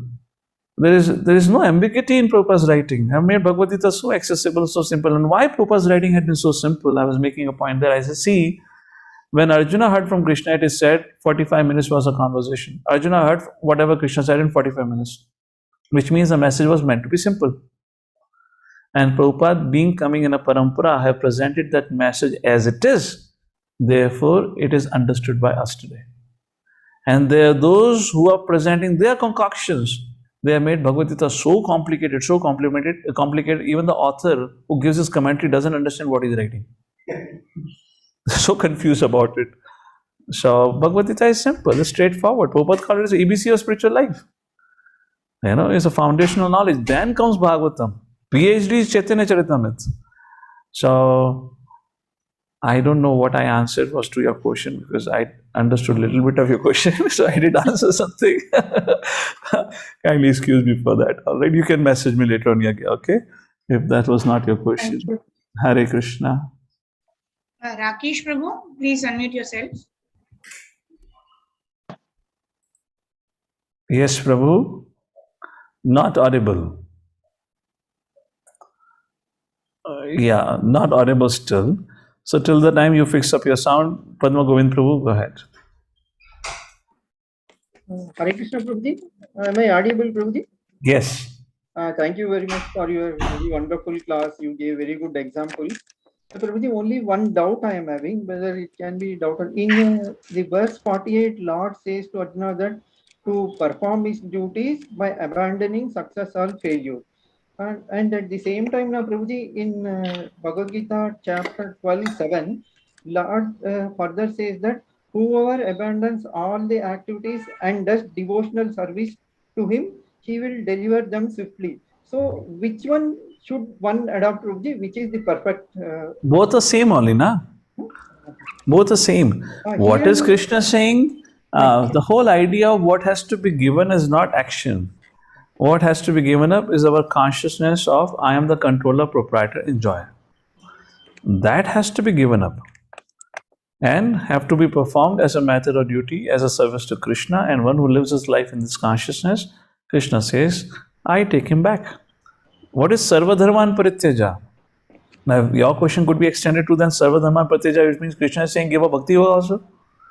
Because after describing everything, only Krishna is saying, na? Sarva Dharman Parityaja, so it means Krishna is saying give up bhakti yoga also. No, but what Krishna says after that, Sarva Dharman Parityaja, Mam ekam sharanam vraja. Which means give up all. What is that meaning of dharma here? Whatever misconception, conception you have, give up all that, take my shelter. And that is bhakti yoga only. Like that. All right, Prabhuji? Oh, you are muted. Thank you, Prabhuji. Hare Krishna. Hare Krishna. Rakesh Prabhu. Yes. Hare Krishna, Prabhuji. Am I audible, Prabhu? Very well. Yeah. Prabhuji, my question is like, when you started the session, you mentioned about Agasur, Bakasur and Putana. So all these three, they had a very swalpa seva for the Krishna and his devotees. Like, but their intentions to serve Krishna is not right enough to serve Krishna. Totally correct. But still, like they got Rupa Mukti, like Sarupya Mukti. Yeah, Saumya Mukti. So how did it happen? Like, because if that is the case, then everyone would say that okay, even such Rakshasas are attaining. So even yeah, so this is everyone will feel like even we have good chances of going to Golok. Everyone would be of that view. See, now, please understand a little thing. Your question is totally valid, and that is what bewilders all the scholars. How can somebody could be so magnanimous? That's what Maitreya Muni exclaimed in the third canto. What is the magnanimity of our Lord? Who would not take a shelter of such a magnanimous personality that who even delivered Baki, Putana, who came with an intention to kill? So here when Krishna mentioned Neha Vikrama Nashasi Pratyavayana with Swalpamasya Dharmasya. See, this was all directly in relationship to Krishna. If they would have caused harm, none of them were inimical to Vaishnavas. There is no way Krishna forgiving them. Here, all of them were inimical to Krishna. They had come only with an intention to kill Krishna. Yes. So first of all, so to say that, we can become inimical and all that, I mean, we can't even become inimical. We are not so great that we can become like Putana. We are too tiny. Like that, first of all, they're in itself, they were very great personalities. Even though Devatas were afraid of them that way. So here, Krishna, that's the nature of the Lord. Krishna says, Swalpam. Krishna just saw something good. Now, if Krishna is a Supreme Personality of Godhead, he can do whatever he wants. What is the question of being a Bhagavan? That if he has to restrict himself, even what Krishna said is still part of Bhagavad Gita only. Swalpa. Text number 40-41, which we read, right? For that I was making a point. So Krishna saw that Putana has, actually Krishna didn't look at the intention, Krishna looked at her action. Similarly for Agasur, Krishna looked at his action that, the Gopas, my friends, were happy. That's it. And that is an example that proves, Krishna says, Swalpamasya dharmasya, trayate mahato bhayat. And Krishna delivered them. Anyways, they were supposed to get Sahyajya Mukti being killed by Krishna. Krishna awarded them Sarupya Mukti. So, when it comes to Krishna and Krishna's pastimes, first thing is, they are inconceivable. We cannot fit into our understanding or a brain to figure it out how it can happen. If I was at the shoes of Krishna, I would have never forgiven Putana. that rascal lady came to kill me. I could have been magnanimous enough to not, okay, punish her, fine. So we cannot put our reference here. For when it comes to Krishna's pastimes, we just have to follow what is being described, because his personality is beyond our comprehension. If we can comprehend the Supreme Personality Godhead, who becomes greater than Krishna? Our mind, isn't it? Hare Krishna. So now, inconceivable thing is for me that it's 3 o'clock. I had another program at 2:30, which I forgot. And I'm getting messages pinged again and again. So it's 3 o'clock and all of you are still hanging on, which is another inconceivable thing. This is called as Krishna consciousness. So with that, we'll pause here for today. Thank you all for your kind attention. Mother Medhavni, you have your hand up for something? Or was it head for reading? No, I had a question, Prabhu. Yes, go ahead quickly. Yeah. So, Prabhu, you mentioned about, thank you, the wonderful class as always, Prabhu. Prabhu, you mentioned about doing our best in whatever we are doing with the right consciousness to serve Guru and Gauranga.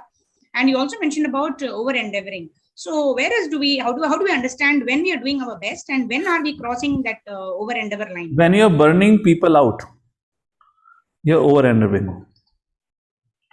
All right? When you're doing your best is when you're not getting so restless and disturbed. But you're happily doing it, you're happy and people around you are happy. That's the only thing. Okay?